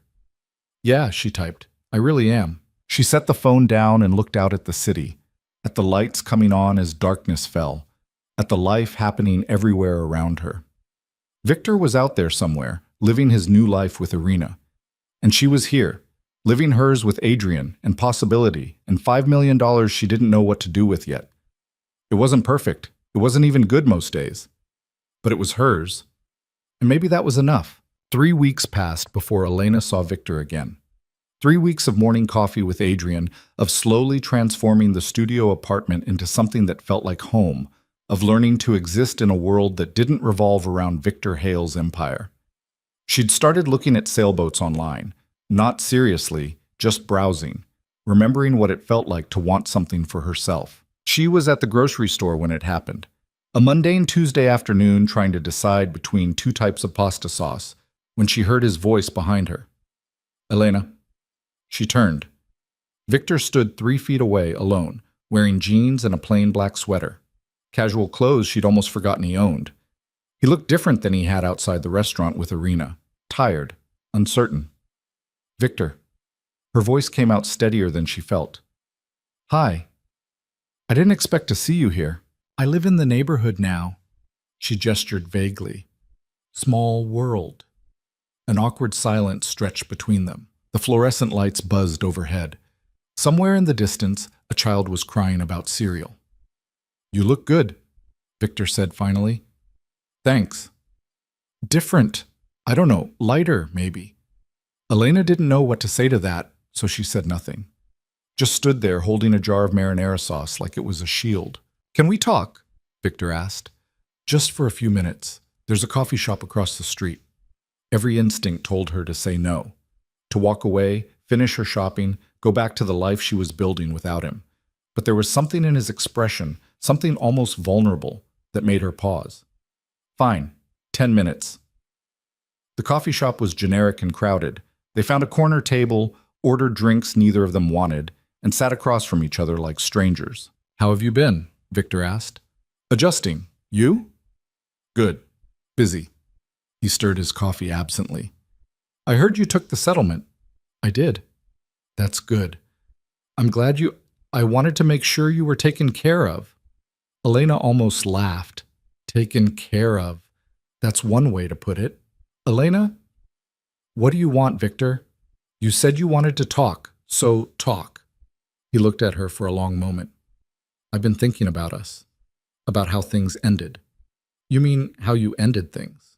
Yeah, how I ended things. He set his spoon down. I want you to know it wasn't easy, making that decision. You want credit for finding it difficult to blow up our marriage? The anger came quickly, hot and sharp. I'm not giving you credit for that. I'm not asking for credit. I'm trying to explain. There's nothing to explain, Victor. You fell for someone younger. You wanted out. You got out. End of story. It's not that simple. It is exactly that simple. Elena leaned forward. You don't get to make this complicated now. You don't get to show up at my grocery store and tell me it was hard for you. You made your choice. Live with it. Victor's jaw tightened. I'm trying to do the right thing here. The right thing was staying married to me, or at least having the decency to work on our problems before jumping into bed with someone else. This, she gestured between them, this is not the right thing. This is you trying to feel better about yourself. That's not fair. Nothing about this was fair. Elena stood. I'm done here. Enjoy your coffee. Wait. Victor reached across the table like he might grab her hand, then thought better of it. Please, just give me 5 more minutes. Why should I? Because I owe you an explanation, a real one. Elena sat back down slowly. You have 5 minutes. Victor took a breath, and for the first time since she'd known him, he looked genuinely uncomfortable. Things with Irina, they're not what I thought they'd be. I don't want to hear about your relationship problems. Just listen, please. He ran a hand through his hair. It's been 3 months, and it's already falling apart. We have nothing to talk about. She doesn't understand my work, doesn't want to understand it. She wants the lifestyle, the money, the excitement, but none of the reality. And I keep thinking, don't. Elena's voice went cold. Don't you dare. I keep thinking I made a mistake. The words hung in this air between them like smoke. Elena stared at him, waiting for the rush of vindication, of satisfaction, but all she felt was tired. You did make a mistake, she said quietly, but not the one you think. Victor frowned. What do you mean? Your mistake wasn't leaving me for Irina. Your mistake was thinking you could replace what we had with someone new. You got bored, Victor. You got comfortable. And instead of doing the work to fix what was broken, you decided to start over with someone who didn't know you well enough to call you on your bullshit. She leaned back. But here's the thing. You're still the same person. Same patterns, same problems. And eventually, Irina will know you as well as I did. And you'll be right back where you started. That's not... It is. You know it is. Elena's voice softened slightly. I'm not saying this to be cruel. I'm saying it because it's true. The problem was never me or Irina. The problem is you haven't figured out what you actually want. Victor looked down at his untouched coffee. What if what I want is you? The question should have meant something. 6 weeks ago, it would have meant everything. But sitting here now, looking at the man she'd built a life with, Elena felt nothing except a distant kind of pity. You don't want me, she said. You want the idea of me. The version that existed 7 years ago, before you spent years pushing me away. That person doesn't exist anymore, Victor. I'm not her. And I don't want to be. People can change. Can they? Have you changed at all in the last 3 months? Or did you just swap out one woman for another and assume that would fix everything? He didn't answer. That's what I thought. Elena stood again. I hope it works out with Irina. I really do.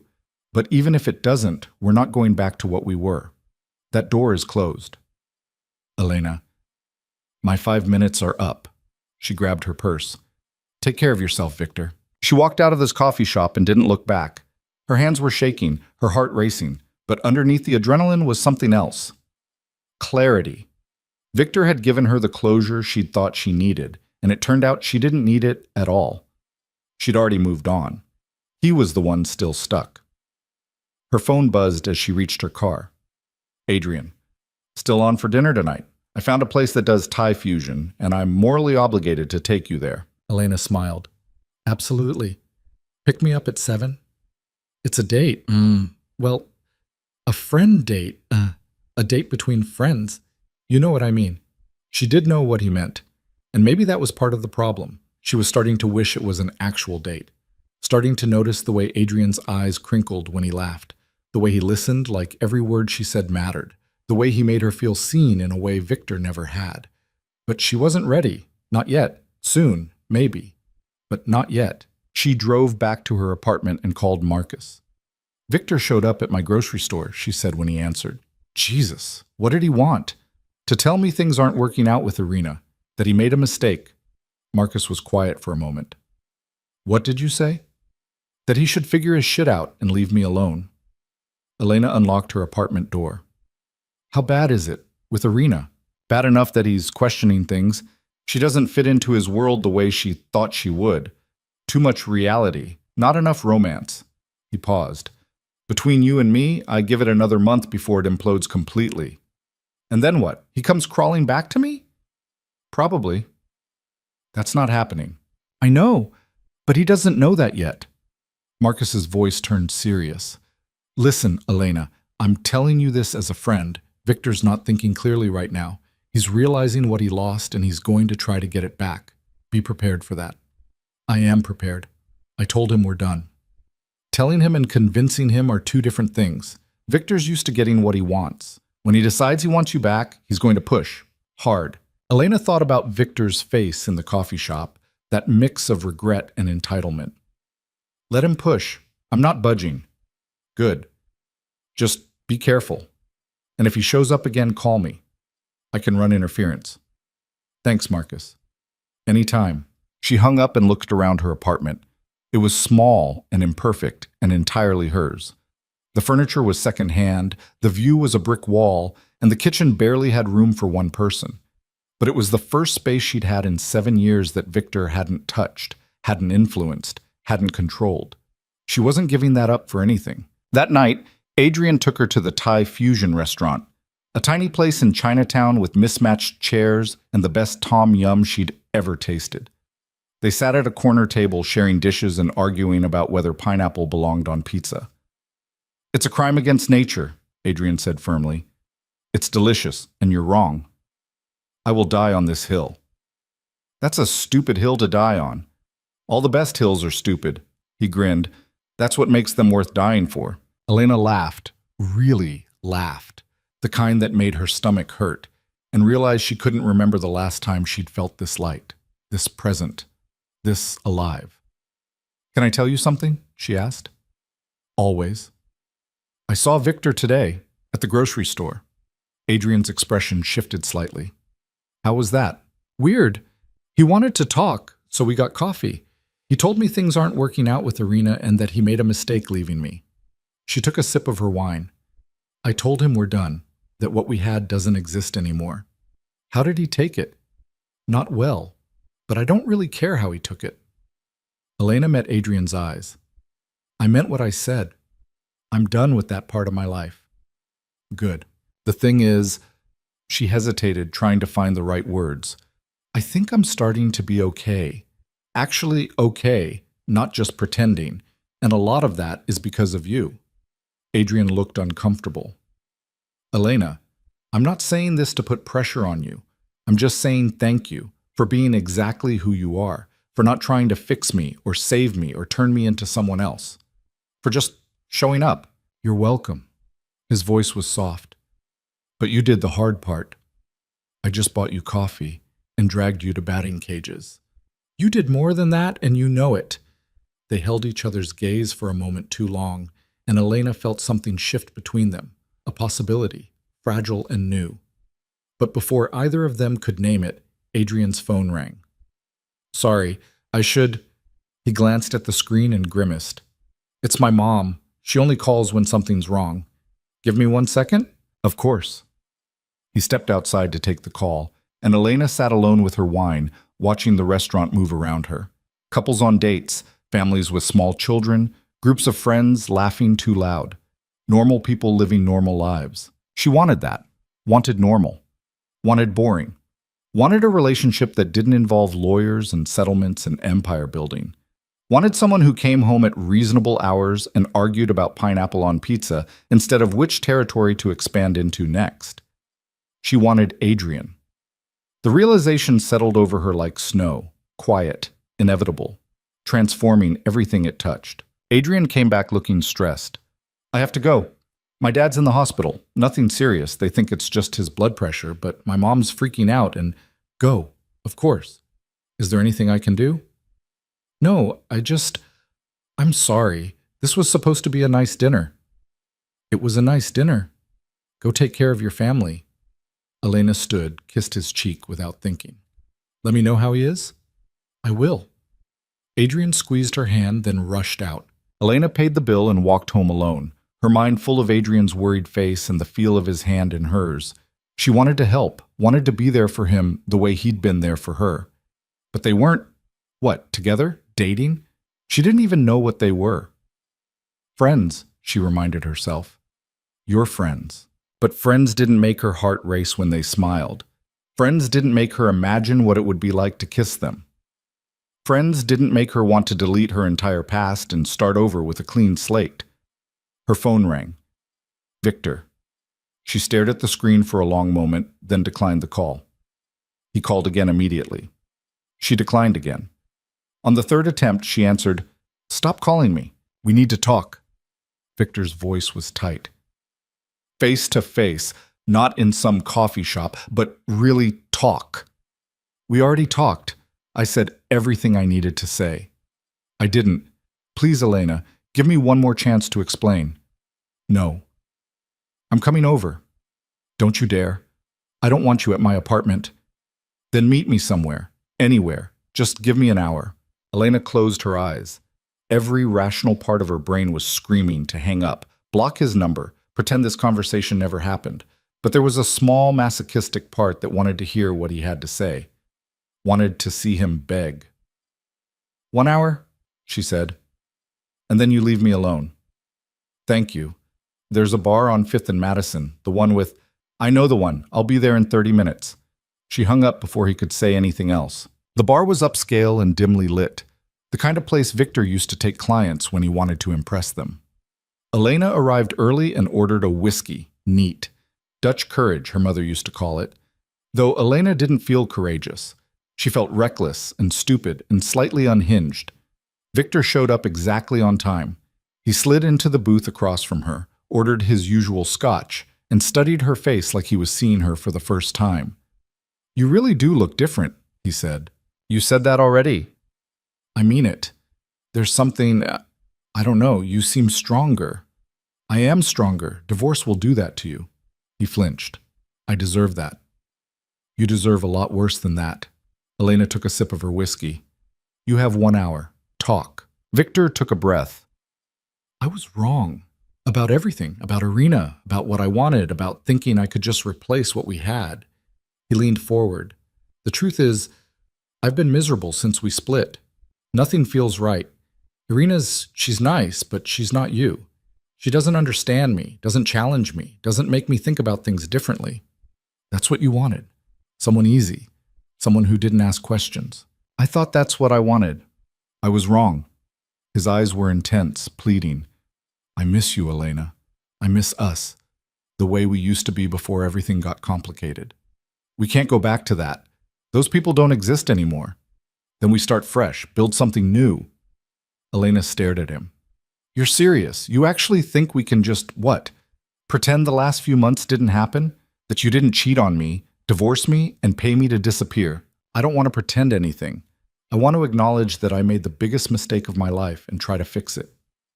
"Some things can't be fixed, Victor." "I don't believe that." He reached across the table, took her hand. She didn't pull away, though part of her wanted to. "We built an empire together. We can build a marriage again." "I didn't want an empire. I wanted a partner." "You'll have one, I swear. Things will be different this time." "How? How will they be different? You'll still be you, controlling, secretive, married to your work. And I'll still be me, trying to carve out space in your world, losing myself in the process. Same pattern, different day." "I'll change." "People don't change, Victor. Not fundamentally. They just become more of what they already are." Elena pulled her hand back. "You'll promise me the world for a few months, and then we'll slip back into old habits. You'll start keeping things from me again. I'll start disappearing again, and we'll end up right back here." "You don't know that." "I do know that, because I know you. I know your patterns. I know how you operate." She finished her whiskey. "And I know that the minute things get comfortable again, you'll get bored. You'll find another Irina, and we'll do this whole dance again. That's not fair. Life's not fair, you taught me that." Elena stood. "I'm done here." "Elena, wait." "No." Her voice was firm. "I gave you your hour. I listened, and my answer is no. We're not getting back together. We're not starting fresh. We're not anything except two people who used to be married and aren't anymore." "I love you." The words stopped her. She turned back, looked at Victor, really looked at him. He looked desperate, lost, nothing like the man who'd coldly announced he wanted a divorce just a few months ago. "No, you don't," she said quietly. "You love the idea of me, the version you remember from 7 years ago. But that person is gone, Victor. I'm not her anymore, and honestly, I don't want to be. Then who are you now? I'm figuring that out, but I know one thing for certain. I'm not yours anymore. She walked out of the bar and into the night air, her hands shaking, her eyes burning with tears she refused to shed. Behind her, she heard Victor call her name, but she didn't turn around, didn't stop, just kept walking until she reached her car and locked herself inside. Then finally, she let herself cry. Not for Victor or the marriage or even for what they'd lost, but for herself. For the girl who'd believed in love enough to sacrifice everything. For the woman who'd woken up one day and realized she'd disappeared. And for the person she was becoming, stronger, messier, more herself than she'd been in years. Her phone buzzed. A text from Adrian. "Dad's okay. Just high blood pressure like they thought. Thanks for asking. How was your night?" Elena wiped her eyes and typed back. Complicated. Can we get coffee tomorrow? I need to tell you something. Of course. Everything okay? Getting there. See you in the morning. She drove home in silence, her mind replaying the conversation with Victor. He'd said all the right things, admitted his mistakes, promised change, declared his love. A few months ago, she would have fallen for it, would have convinced herself that people could change, that love could conquer patterns, that this time would be different. But she knew better now, had learned the hard way that love without respect was just pretty words, that promises without action were meaningless, that she deserved more than someone who only valued her after they'd lost her. She deserved someone who chose her every single day, who saw her clearly and loved what they saw, who didn't need to lose her to realize she was worth keeping. Someone like Adrian. The thought terrified her. She'd just escaped one relationship. Jumping into another seemed reckless at best, catastrophic at worst. But this didn't feel like jumping. It felt like falling. Slowly, carefully, into something that might actually be real. Back in her apartment, Elena changed into pajamas and made tea. She sat by the window, watching the city lights, and thought about the different versions of herself she'd been. The girl who'd met Victor at 27, the wife who'd slowly disappeared, the woman who'd signed divorce papers with shaking hands, and now this, whoever she was becoming. She liked this version better. She was messier, angrier, more uncertain about everything, but she was also more honest, more herself, more willing to take up space instead of shrinking to fit someone else's expectations. Her phone rang again. Victor. She sent it to voicemail. He called 3 more times before she finally blocked his number. Tomorrow, she'd tell Adrian everything about Victor showing up, about the bar, about the offer to start over. She'd tell him the truth, that she'd said no, that she was done with that chapter of her life, that she was ready to move forward. And maybe, if she was brave enough, she'd tell him the other truth too, the one that scared her more than anything else, that she was falling for him, that she wanted to see where this could go, that she was terrified and hopeful and ready all at the same time. But that was tomorrow's problem. Tonight, she just sat by the window drinking tea, being exactly who she was in this moment, a woman who'd walked away from everything familiar and was slowly, painfully, beautifully figuring out who she wanted to be instead. And for the first time in 7 years, that felt like enough. The morning came with rain, the kind that started soft and turned relentless, drumming against Elena's window like it had something to prove. She woke early, her mind already racing through what she needed to say to Adrian. The truth. All of it. About Victor showing up, about the conversation at the bar, about the realization that had hit her somewhere between blocking Victor's number and falling asleep. She was ready to move forward. Actually ready, not just saying the words. The cafe was nearly empty when she arrived, just a handful of people seeking shelter from the weather. Adrian was already there, 2 coffees on the table, his hair damp from the rain. "You look tired," he said as she sat down. "Didn't sleep much. Want to talk about it?" Elena wrapped her hands around the coffee cup, gathering her thoughts. "Victor called me last night, after you left for the hospital. He wanted to meet." Adrian's expression didn't change, but something shifted in his eyes. "And?" "I went. I know I shouldn't have, but I went." She took a breath. "He told me he made a mistake, that things aren't working with Irina, that he wants me back." "What did you say?" "I said no." The words came out firm, certain. "I told him we're done, that I'm not interested in going backward." Adrian studied her face. "How did he take it?" Badly. He kept calling after I left. I ended up blocking his number. Elena met his eyes. I need you to understand something. I'm not going back to him. Not now, not ever. That part of my life is over. Okay. That's it? Just okay? What do you want me to say? Adrian leaned back in his chair. That I'm relieved? I am.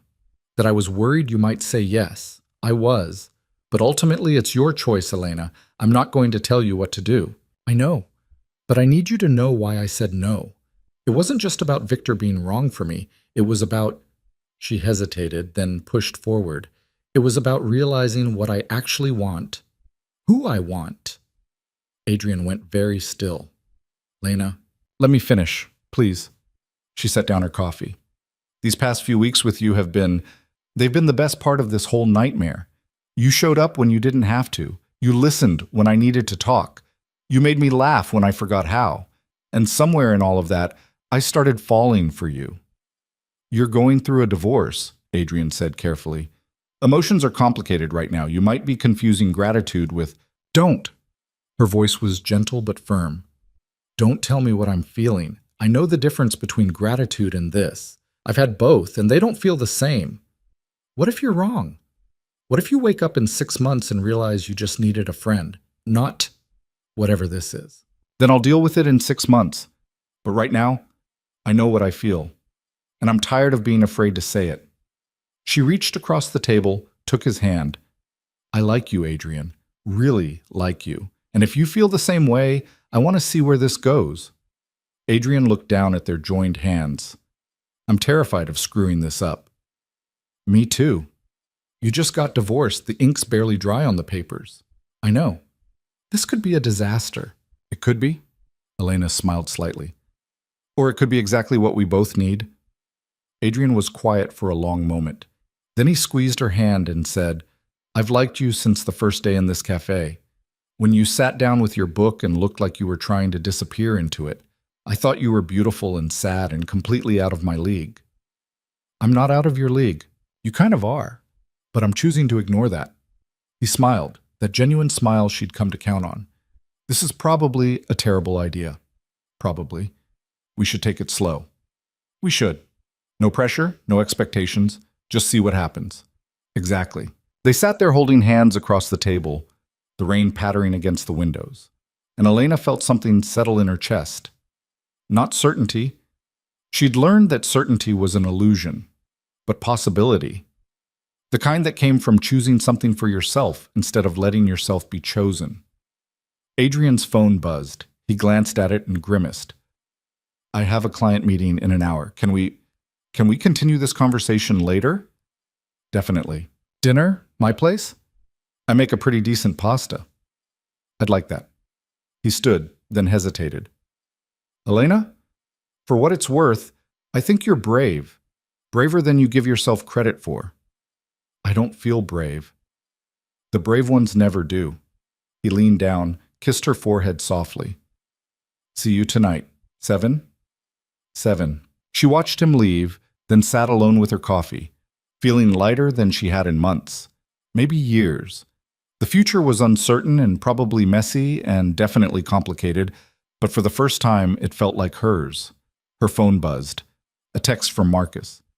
Victor's been asking about you again. Wanted to know if I knew where you were living now. Didn't tell him anything, but thought you should know. Elena stared at the message, then typed back. Thanks for the heads up. If he asks again, tell him I'm fine and to leave me alone. Will do. You really okay? Yeah. Actually okay this time. Good. You deserve that. She finished her coffee and left the cafe, walking through the rain without an umbrella. The water soaked through her jacket, plastered her hair to her face, and she didn't care. She felt alive in a way she'd forgotten was possible, messy and uncertain and completely, utterly herself. The day passed in a blur of small tasks. She went to the bank, signed papers to move most of the settlement money into investments Patricia had recommended. She looked at apartments, real ones, with actual bedrooms and kitchens that weren't afterthoughts. She even stopped by a marina and picked up brochures about sailing lessons. By the time evening came, she was nervous in the best possible way. Adrian's apartment was in an old building in the Arts District, third-floor walk-up, with hardwood floors and walls covered in photographs. His photographs, Elena realized, not the ones hanging in galleries, but personal ones, moments he'd captured just for himself. "Sorry about the mess," Adrian said, moving a stack of photography magazines off the couch. "I wasn't expecting company until about 3 hours ago." "It's perfect." And it was, lived in and real, and nothing like the sterile perfection of the penthouse she'd shared with Victor. They cooked together, or rather Adrian cooked while Elena chopped vegetables and tried not to get in the way. They drank wine, cheap and too sweet, and talked about everything except the conversation from that morning. Music played softly from a speaker, something jazzy and complicated that Adrian said he couldn't work without. "Can I ask you something?" Elena said as they settled at his small dining table with plates of pasta. "Always." "Why photography? What made you choose it?" Adrian twirled pasta on his fork, considering. "Honestly, I like capturing moments that would otherwise disappear. Most of life just happens and then it's gone. Photography lets me hold on to pieces of it. The good parts, the ugly parts, all of it. Like evidence that it existed." "Exactly like that." He took a bite, chewed thoughtfully. "What about you? What did you want to be before everything?" "I wanted to be a lawyer, specifically a prosecutor." Elena smiled at the memory. "I wanted to put bad people away, make the world safer. Very idealistic." "What happened?" "I met Victor. Fell in love with someone who operated on the other side of the law. Convinced myself I could change him, or that love was more important than my principles. Or, I don't know. I was 27 and stupid." "You weren't stupid. You were hopeful. There's a difference." "Is there?" Elena set down her fork. "I gave up everything I wanted to be part of his world. And for what? So he could trade me in when he got bored? You got something out of it too," Adrian said gently. "Maybe not what you thought you were getting, but something. Experience. Perspective. The knowledge of what you don't want. That's an expensive lesson. All the important ones are." They finished dinner and moved to the couch with more wine. Elena curled into the corner, her feet tucked under her, and felt more at ease than she had in any of the expensive restaurants Victor used to take her to. "Can I show you something?" Adrian asked. "Sure." He disappeared into what must have been his bedroom and came back with a photo album, actual physical prints, not digital files. He sat beside her close enough that their shoulders touched and opened it. "These are from my engagement, the good parts, before everything fell apart." Elena looked at the pictures. Adrian and a pretty blonde woman, Katie, presumably, laughing at a beach, sharing ice cream, dancing at what looked like a wedding. They looked happy, young and hopeful, and convinced their future was certain. "Why are you showing me this?" Elena asked. "Because I want you to understand something. That relationship ended badly. She said things that hurt. I said things that hurt. We made each other miserable for the last year we were together, but that doesn't erase the fact that we were happy once. That we loved each other, even if it didn't last." He turned to a photo of them at sunset, Katie's head on his shoulder, both of them smiling. "The point is, just because something ends doesn't mean it was a mistake. You and Victor, maybe that was exactly what you needed at 27. Maybe you needed to build an empire and learn what you were capable of and discover your own strength. Maybe he needed you to help him become the person he is now, even if that person is kind of an asshole." Elena laughed despite herself. "The ending doesn't negate the beginning," Adrian continued. "It just means you've grown past each other, and that's okay. It's sad, but it's okay." She looked at him, really looked at him, at the kindness in his eyes, the understanding, the complete lack of judgment. "How are you this wise about relationships when yours didn't work out either?" "Failed relationships teach you more than successful ones. Success is easy to understand. Failure makes you dig deep." Elena set the album aside and shifted closer. "Thank you. For this. For understanding that it's complicated. Everything worth having is complicated." They sat in comfortable silence for a while, the rain still falling outside, the music still playing softly. Then Elena said, "I'm scared." "Of what?" "Of this. Of you. Of the fact that I'm sitting here feeling things I swore I wouldn't feel again for a very long time." She met his eyes. "I'm scared I'm going to mess this up. or that you'll realize I'm too broken to be worth the effort. You're not broken. You're healing. There's a difference. Adrian reached up, tucked a strand of hair behind her ear. And for what it's worth, I'm scared too. Scared you'll wake up one day and realize you can do better, that this is just a rebound, that I'm the safe choice after the exciting one. You're not a rebound. How do you know? Because rebounds don't make you want to be better. They make you want to hide. And you... She put her hand over his, where it still rested near her face. You make me want to try. To be honest, to actually show up as myself instead of whoever I think you want me to be. Adrian leaned forward slowly, giving her time to pull away. She didn't. Their lips met softly, tentatively, a question more than a statement. Elena felt her heart kick against her ribs, felt years of careful control start to crack open. When they broke apart, Adrian rested his forehead against hers. We're really doing this? I think we are. No going back to just friends? I don't think we were ever just friends. He smiled. Yeah, me neither. They kissed again, longer this time, and Elena felt something shift inside her. Not breaking, but opening, like a door that had been locked for years finally giving way. This was different from what she'd had with Victor. Gentler, more equal, built on honesty instead of intensity. It was terrifying and perfect and completely unpredictable. They stayed on the couch until midnight, talking and kissing and slowly figuring out how this worked. How to be two people who'd both been hurt trying to build something new. There were no guarantees, no promises of forever. Just two people choosing each other in this moment and seeing where it led. When Elena finally left, Adrian walked her to her car in the rain, kissed her goodnight like he was afraid she might disappear, and made her promise to text when she got home. I will, she said. Elena? Yeah? Us, it's going to be good. I can feel it. How can you be sure? I can't, but I'm choosing to believe it anyway. She drove home with that thought warming her from the inside out. Choosing to believe. That was the difference, wasn't it? With Victor, she'd believed because she was afraid not to. With Adrian, she believed because she wanted to. The next few weeks unfolded slowly, carefully. Elena and Adrian fell into a rhythm. Mornings at the cafe, occasional dinners, long walks through the city where they talked about everything and nothing. They took it slow, mindful of the fact that Elena was still healing, that rushing would only create cracks. But slow didn't mean stagnant. Elena enrolled in sailing lessons at the marina, remembering how to trim sails and read the wind. She found a new apartment, bigger than the studio, with windows that actually let in light. She started thinking about what she wanted to do with her life now that Victor's empire was no longer her concern. And through it all, Adrian was there. Not overwhelming, not demanding, just present. He photographed her learning to sail, captured her mid-laugh at dinner, created a visual record of her becoming someone new. You're obsessed, she teased one afternoon as he aimed his camera at her for the 100th time. You're a good subject. You don't pose. You just exist. That's rare. I'm not doing anything interesting. You're living. That's the most interesting thing there is.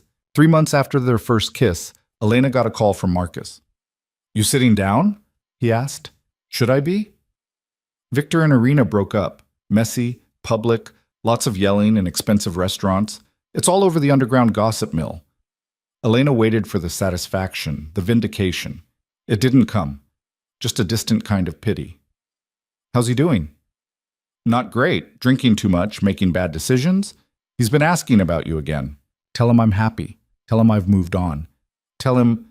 She paused, looking around her new apartment with its secondhand furniture and photographs Adrian had given her. Tell him I'm exactly where I'm supposed to be. Will do. You really are happy, aren't you? Yeah, Marcus, I really am. Victor showed up at her apartment 2 days later. Elena saw him from her window, standing on the sidewalk, looking up at her building like he wasn't sure he should be there. She could have ignored him, could have pretended she wasn't home. But there was something in his posture, something defeated, that made her go downstairs. Victor. He turned. He looked terrible, exhausted, older, like the last few months had aged him years. Elena, I wasn't sure you'd come down. I almost didn't. She stayed on the building's front steps, keeping distance between them. What do you want? I heard you moved. Got a new place. I did. It's nice. Neighborhood seems good. It is. Elena crossed her arms. You didn't come here to talk about my apartment. Victor looked down at his hands. Irina and I broke up.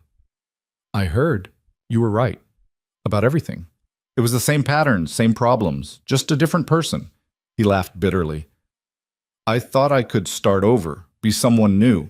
Turns out, I'm just who I am. People can change, Victor. They just have to want to, really want to, not just say the words. I want to. He looked at her finally, and his eyes were red-rimmed. I want to be better. Be the person you thought I was when we met. That person never existed. You were always this person. I just didn't want to see it. Can I? He stepped closer. Elena stepped back. Can I ask you something? What? Are you seeing someone? She could lie.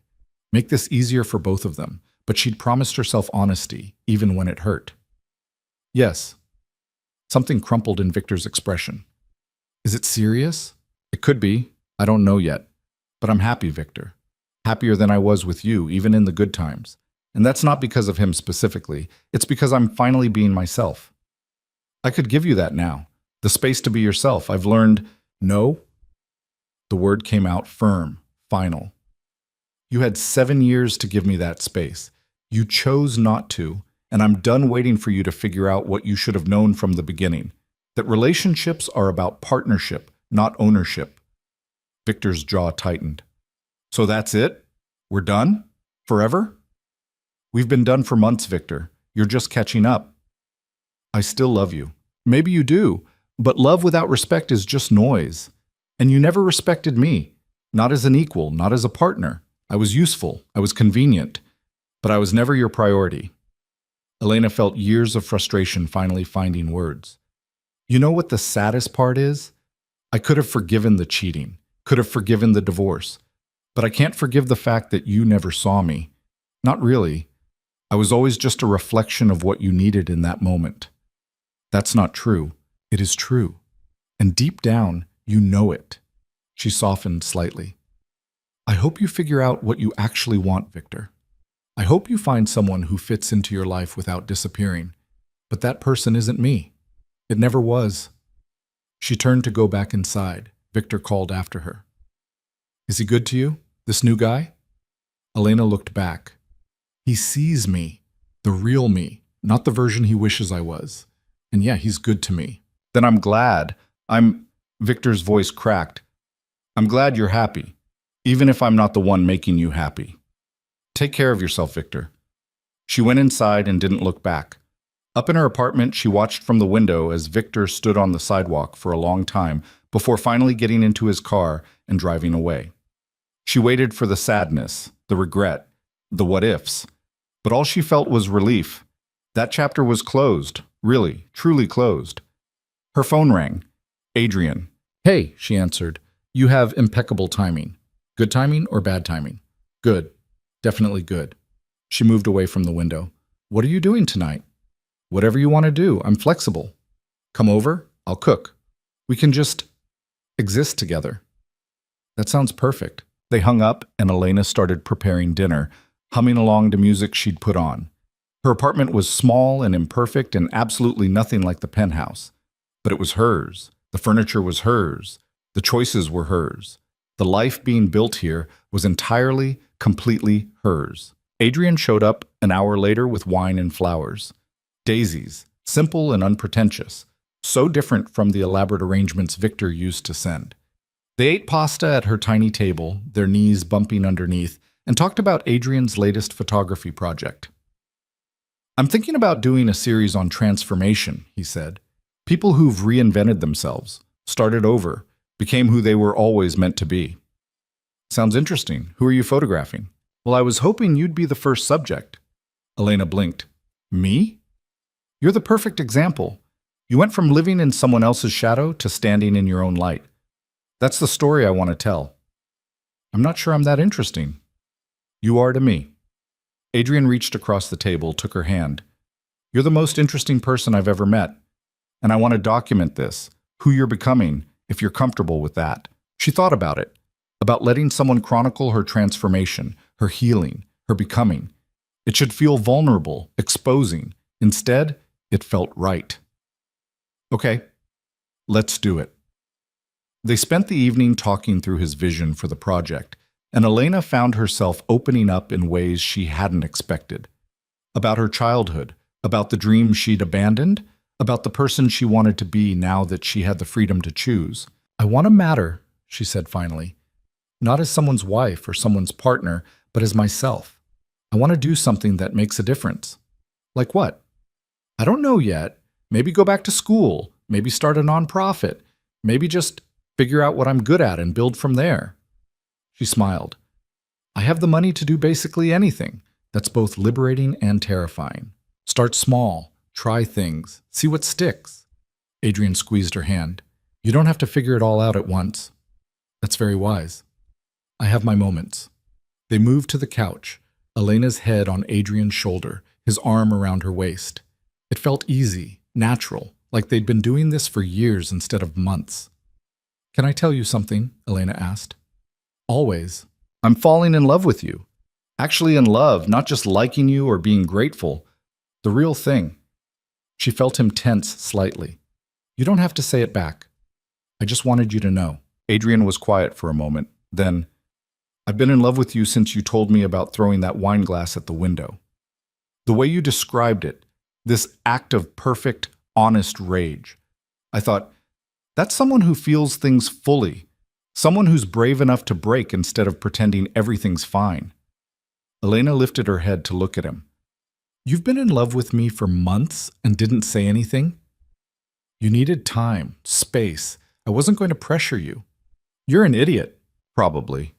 She kissed him, deep and sure, pouring months of careful restraint into it. When they broke apart, both breathing hard, Adrian rested his forehead against hers. "So where do we go from here?" he asked. "Forward, together, figuring it out as we go." "No guarantees?" "No guarantees, just honesty and showing up and choosing each other every day." "I can do that." "Me too." 6 months later, Elena stood on the deck of a small sailboat, the wind in her face, the city skyline in the distance. She'd bought the boat 3 months ago, nothing fancy, just enough to get back out on the water. Adrian sat in the cockpit, camera in hand, capturing her in her element. "You look happy," he called. "I am happy." And she meant it, the kind of happiness that came from knowing yourself, choosing yourself, building a life that felt authentic instead of aspirational. She'd started volunteering at a legal aid clinic, helping people who couldn't afford lawyers navigate the system. It wasn't prosecuting criminals, but it was making a difference. She was using her knowledge of how Victor's world worked to help people escape situations like the one she'd been in, helping them understand their rights, their options, their worth. It felt right. Like she'd found her way back to the person she'd meant to be before she'd gotten lost in someone else's story. Adrian had finished his transformation series. Elena had seen the photographs, images of her sailing, laughing, cooking, just existing. In every frame, she looked like herself, not performing, not posing, just being. "You made me look brave," she'd told him when he showed her the final collection. "I just showed what was already there."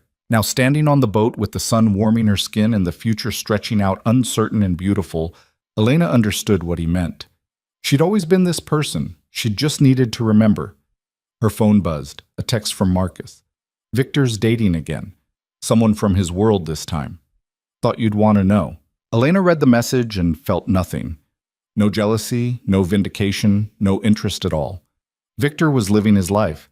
She was living hers. Their paths had diverged, and that was exactly how it should be. She typed back, "Hope he's happy." "I am." She put the phone away and looked at Adrian, who was adjusting his camera settings, completely absorbed in his work. This was what partnership looked like. Two whole people choosing to build something together, not two broken pieces trying to complete each other. "You ready to head back?" Adrian asked. "Not yet. Let's stay out a little longer." They stayed until the sun started to set, painting the sky in shades of orange and pink. As Elena guided the boat back to the marina, she thought about the girl who'd met Victor at 27.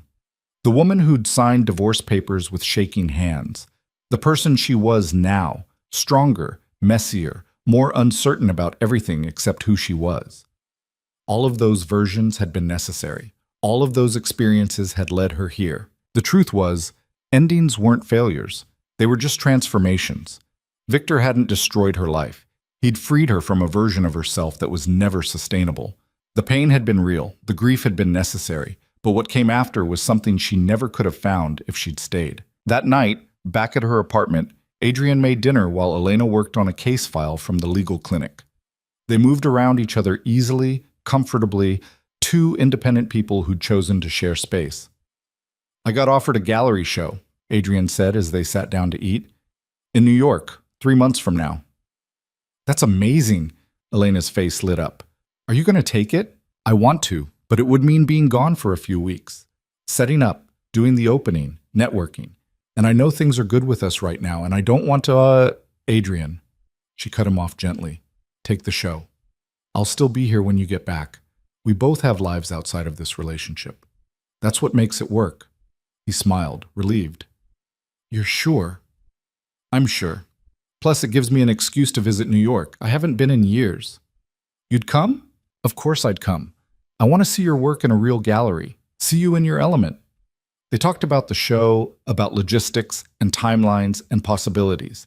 And Elena realized this was what she'd been missing with Victor, the ability to celebrate each other's successes without feeling threatened, to support without smothering, to love without losing yourself. Later, lying in bed with Adrian asleep beside her, Elena stared at the ceiling and thought about the future. It was uncertain, unpredictable, full of variables she couldn't control, but for the first time in her life, that didn't scare her. She'd learned something important in the wreckage of her marriage. You couldn't build a life on someone else's foundation. You had to create your own, brick by brick, choice by choice. And if you were lucky enough to find someone who wanted to build alongside you, not for you, not instead of you, but with you, that was worth holding on to. Victor had taught her what she didn't want. Adrian was helping her discover what she did. But most importantly, she'd taught herself that she didn't need anyone to be complete. She was enough on her own. Everything else was just addition, not completion. 3 months later, Elena stood in a New York gallery surrounded by Adrian's photographs. The Transformation series was the centerpiece, images of her and a dozen other people who'd rebuilt their lives from scratch. Survivors, all of them. People who'd taken their broken pieces and made something new. Adrian found her standing in front of a photograph of herself at the helm of her sailboat, windblown and laughing. "What do you think?" he asked. "I think you see me better than I see myself. I just pay attention." That's the same thing. They stood together, watching people move through the gallery, discussing the work. Someone asked to buy the sailboat photograph. Elena felt a strange mix of pride and vulnerability, her transformation on display for strangers to interpret. "You okay with people buying these?" Adrian asked quietly. "I can pull them if you're not comfortable." "No, let them buy them. Maybe it'll remind someone that endings aren't permanent, that you can start over even when it feels impossible." "Is that what you'd want people to take from this?" Elena thought about it.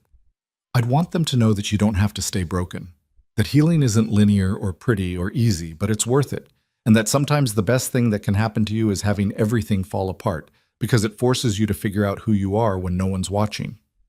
Adrian smiled. "That's beautiful. You made it beautiful. You showed the truth of it." The show was a success. Critics praised Adrian's work, collectors bought pieces, and Elena found herself telling her story to strangers who saw themselves in her journey. It was exhausting and exhilarating and proof that vulnerability could be powerful when it was honest.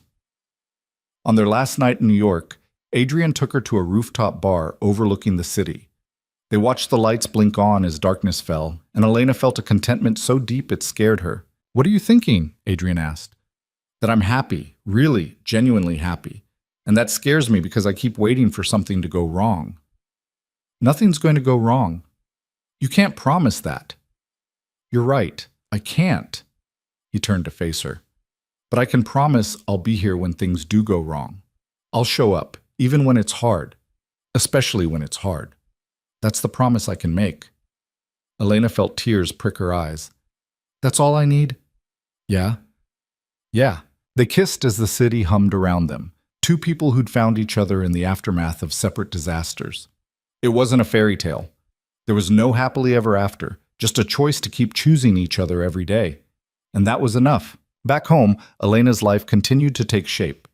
She enrolled in night classes, working toward a degree in social work. She expanded her volunteer work at the legal clinic.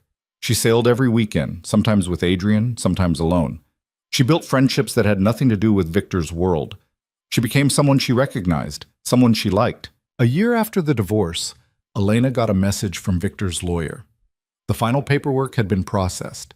Everything was officially, legally settled.